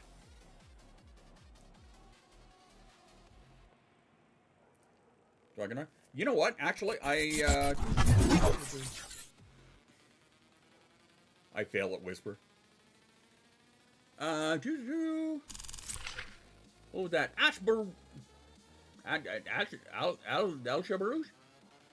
Sorry if I butchered that. I suck at it. Hi, how you doing? Apologies if I just butchered your name. I'm Canadian. I tend to do that. Actually, you know what? Here. Fuck it. For everybody here. Bam. There you go. Pinned. All the resources that I pulled from are pinned. There you go. So again, I'm legitimately not trying to pimp the Substack here, but what I'm trying to tell you is the information that I do this from, because I am absolutely about good information, peer-reviewed journals and stuff like that. All of this stuff I am getting from Scholar. So it is brand new, updated, peer-reviewed, journals that just came out. Some of the ones that I'm citing from, again, I think the papers were put out last month on the 18th, right? So this is how recent some of the stuff that I'm looking at is that I'm citing. And I do these articles like between 3 and 5 days a week kind of thing. And then I'll pull another 2 that work well together, and I'll do them on Wednesday. Typically. This time I'm doing these 2 back to back, but check files, I'm gonna put these in my desk and check it if they are in the usual archives. PubMed, I think PubMed is some of them. Let me see here. Yeah, PubMed links. DOI, I don't remember what that is. It's off the top of my head. Neuro.org is a good one. Frontiers in Science, and PubMed, right? So you're looking at, the National Institute of Health. Look at that, friends in universities who have the subscriptions are going to get access. These links here, I got these direct from Google Scholar, so there should not be a paywall on them. You should be able to access them because I could, right? I don't think you're going to have a paywall on them. I got access to them to get the information. Yeah, they should be the full papers. Because these are the links that I took to get the full papers. Sometimes you can also look up the title and the author's free version, the one who downloaded PDF. A lot of times, if places put them up under a paywall, if you actually email the author themselves, they will usually just send you a copy of it because they want their stuff to get out. They want their stuff read, right? They care more about sharing the information than making the 2.5 cents that they're going to make from the website or whatever, right? At least that's what I have found. And the same goes for me. If you want my full article and you don't want to, pay the paywall on Substack, just DM me. I'll fucking send it to you. Especially if you're in the Discord. You know how to get a hold of me. I will send you the full article. Not up for the money. They probably don't see it. You're right. In most cases, they don't. Right? Because they are gathered up by like these scientific organizations and whatnot. Yeah, they'll paywall it. The site is making money. The author typically isn't. If they do, they're making pennies. I get a lot because of the university, but if they are brand new, you usually have found them. Yeah, use Google Scholar. I shit you not. Scholar.google.com. If you want to get really, really good, peer-reviewed, scientifically accurate information on insert topic here, right? That's how I've been getting it for years. Now I get 100 articles a week to go through. Like I get so many articles a week that I have to get one of the AI chatbots to sift through them and pick the stuff and sift out what is either going to be like too just sciencey mumbo jumbo or stuff that just doesn't pertain. Use Scholar all the time, love it. I've been using it for years. No, I think damn near since they put it out, and I can't remember what year that was, but I've been using it for years. Some reason my professors don't love it as much. Why? Because they can't organize it? They can't organize it. They can't make their way through it, basically, is what I was trying to say. Never mind me, I'm still tripping over my lips. And not from TikTok? Yeah, that too.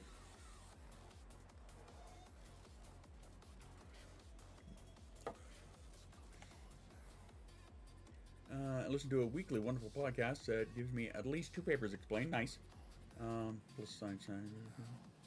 Nice. But it's in German. I mean, that's fair. Well, and that's what I try to do on Wednesdays.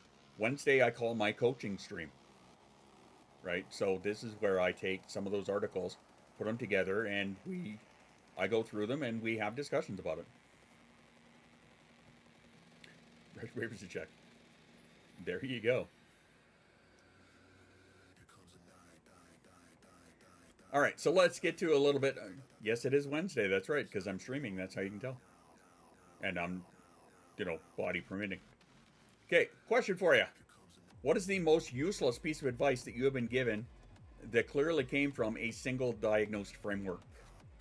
So if you have both, what is a really bad piece of advice that you were given that only pertains to one but not the other?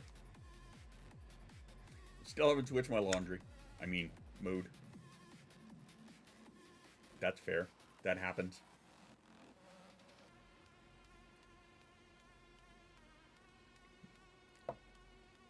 Wednesday is a coaching stream. You put stickers together and hurt people's feelings. True. Dan, if you remember next Wednesday, and I know that's a tall order and I'm well aware who I'm talking to, but if you happen to remember next Wednesday, remind me to put the links up at the beginning of the stream and we will just pin them for everybody. If you happen to remember. I'll make a note of it myself, but I mean, I've met me and I know how it works. But then that way I don't have to get people to just DM me. I can just, here you go, here's where I pulled all this shit from. Let's talk about it.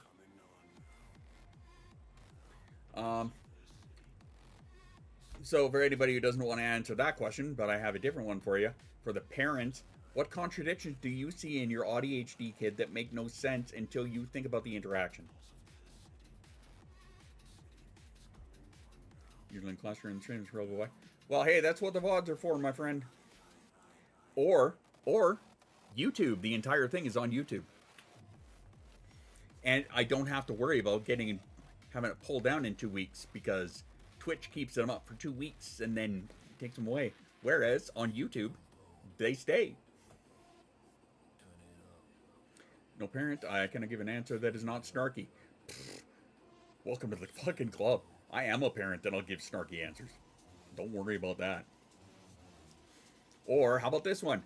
Has a clinician ever looked confused when your ADHD strategies and autism strategies contradicted each other?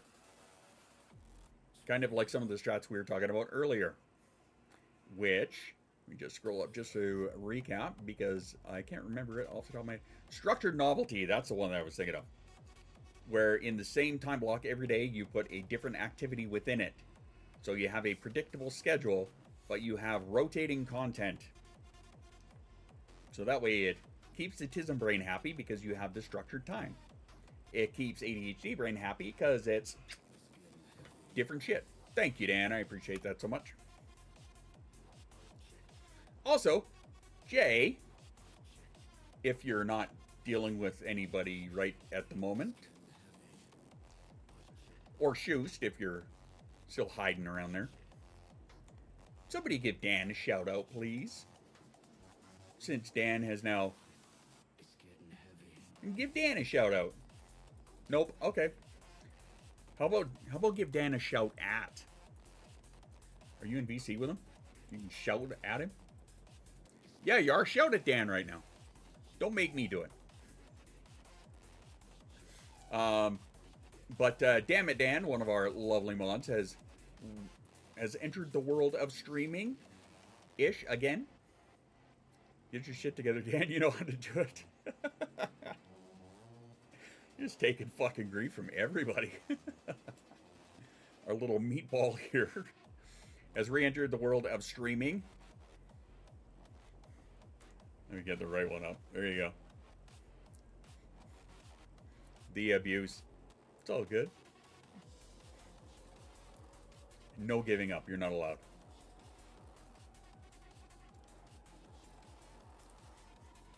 You're gonna follow for the segment? I appreciate that. Go cry at that beaker. Me. Every time you say beaker, that's all I hear. It's all I picture. Him and Dr. Hunson Bunnydew. Bunsen Honeydew. Bunsen Honeydew, not Hunson Bunnydew. My God. Dude. All right, let me recap a couple of the basic truths that we've covered. ADHD concealment is real, but might not be in the same mechanism as autistic masking. So we need better language and better supports for that. That was the first thing that we covered during the first hour of the stream. ADHD concealment is real, but it kind of co-opted the term masking from autism, and science shows that it may not be the same thing. AuDHD is not two conditions in a trench coat. It is a distinct experience that needs its own framework. Research is catching up, slowly, but it's catching up. I'm just thankful that I have access to all of the information that helps me share that with you guys. So, again, both these articles are on my Substack right now. Monday's covers the masking question. Yesterday's covers the AuDHD brain. Exclamation Substack and chat will take you there. Go read them. Share them with your clinician if you happen to be paid. Or, if you want the full thing, just fucking DM me and I'll send it to you in a PDF. But share them with that one person who keeps saying that you don't seem autistic. You're not like my nephew. Share them with one of those people. Share them at high speed to the back of the head. For legal reasons, that was a joke. Anyway, the point is, your brain is not broken. It is running an operating system. Nobody wrote the documentation for it yet. They're writing it now. They're slowly getting there. And if anything today made you go, oh, that's why I do that, the stream did its job. So drink your water and you're fucking welcome.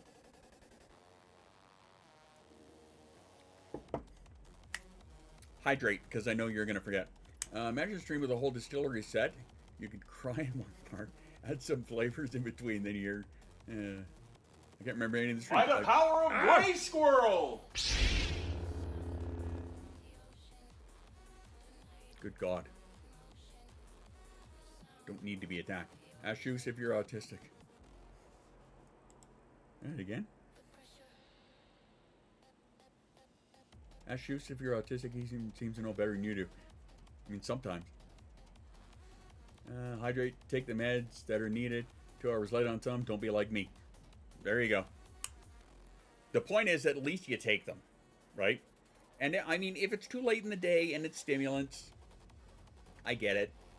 Right? It's not going to kill you if you skip one day. Probably. Again, disclaimer, I'm not a doctor. I'm not a professional. But it's probably going to be okay if you take them the next day. However, the rest of them, if you take pain meds, chronic pain meds, stuff like that, take them. So long as you're sticking within what your prescription says. You're good. You still need to do laundry. There you go. It's major antibiotic. I could fudge you hours. There you go. So long as you can do that and get away with it, you're golden. Absolutely golden, my friends. Can't when I have the drive.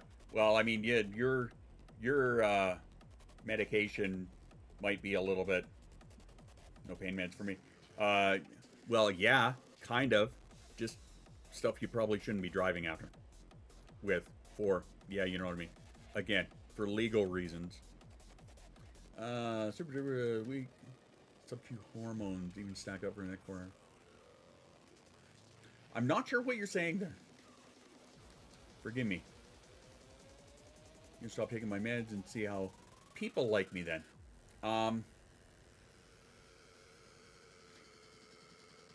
Might I contribute my not-so-professional opinion and just say don't? And thank you to the bot for reminding me. Shout out to all of your mods. Much appreciated, you guys, who keep all of this shit running. Both here and in the Discord. Still one of the hardest part of therapy is to crack my own shell, because apparently so much time alone. To become functional, it's hard to just handle the hard twitchers. I feel you. I feel you there. Therapy's hard. It really is, but I honestly believe everybody needs to do it. As a fake doctor, I say don't do that. There you go. This message has been brought to you by Dr. Dan. There you go. Just saying. Anyway. Alright, my lovelies. Well, with that being said, I think I've got to bounce. Again, make sure you grab those links pinned up in the chat there. If you miss those, if you're watching the VOD afterwards and you don't get a chance to get the links, DM me in the Discord, and I will send them to you. And then that way you can go through them and check them out yourself. But I am going to get out of here. Need to figure out what the hell's going on for... It's Wednesday, so that means singing for the kid, I think. I'm assuming. Last week, her instructor was sick, so... It's only 12:30, you can't leave. I gotta leave. It's like 5:30 in the afternoon here. My kid has singing class in half an hour, and I gotta figure out what the hell's going on for food. I think I know, but I gotta figure it out. Anyway, much appreciated to all of you for being here. Remember, every Wednesday we do the coaching session, body willing, at 2:30-ish Mountain. Eating oatmeal for dinner. Don't knock it. I've done it. Anyway, I will see you guys in the Discord. Other than that, I will catch you here. I don't know if I'm going to be able to do tomorrow, but Friday. We'll catch you here Friday, body willing. I don't know what we're going to do. Maybe we'll dive back into Skyrim again. Who knows? Maybe we'll do some Quarantine Zone. Remember, if we do Quarantine Zone and you want to get yourself in as a survivor, click that little thing there and set yourself up a character, and you can come and be part of the little world we set up. Or who knows, maybe I'll actually do an elite stream. You can never tell. Anyway, until then, drink your water, take your meds, be kind to yourself. Hope I didn't crash in too hard. Never worry about that. Are you kidding? Are you kidding? Have I never showed you this? Tyler, but people know me by many names. But most know me as Spaz or Squirrel Dad. And here's a little bit about me. I'm a mental health advocate. I have autism and ADHD. I'm a giant nerd. I love space. I love Star Wars. I'm also a Mandalorian. I'm an artist. I'm an animator. I'm a musician. I'm a veteran DJ. And I love all things AI. So what can you expect here? Well, we chat about everything. We talk mental health. We chat about nerdy stuff. We talk about food. Hell, around here, off topic is the topic. All in all, we like to have fun, but we don't talk religion or politics. No. There's enough division and hatred out there already. My community is a safe space for all, no matter if you're neurodivergent or not, if you're gay, straight, or trans, no matter where you are, no matter what color you are, no matter who you love, no matter what you believe. You are all welcome in my house. Just respect everybody and don't be an asshole. So again... There you go. Now you know. So no, you didn't crash in too hard because that's who we are. And yeah, I'm not going to say this last night, this morning was a prime example, but yeah, anyway. I consider Angie, I consider myself half zero because unless I pass off ownership of the Discord to somebody else, I still have to see every channel. So I do my best. And yes, Schust is always on my ass about it. And yes, I like that he is because somebody's got to keep my ass in check. Between him and Fee and the boss and you, Angie, and numerous other people. Yeah, I know.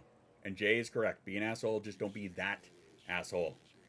Try to stream on Friday. Maybe you should try it. Well, we will. Hey, we'll see what Friday brings, right? If I'm feeling up to it, then great. If I'm not, then I won't. I've learned that. I've learned to set that boundary for myself and actually stick to it. To my best. Anyway. Alright. Drink your water. Take your meds. Be kind to yourself. I will see you guys soon. Might haunt this place again. Please do. Please do. You're always welcome here. So I will see you guys again on Friday. Maybe. We shall see. Until then, ciao for now.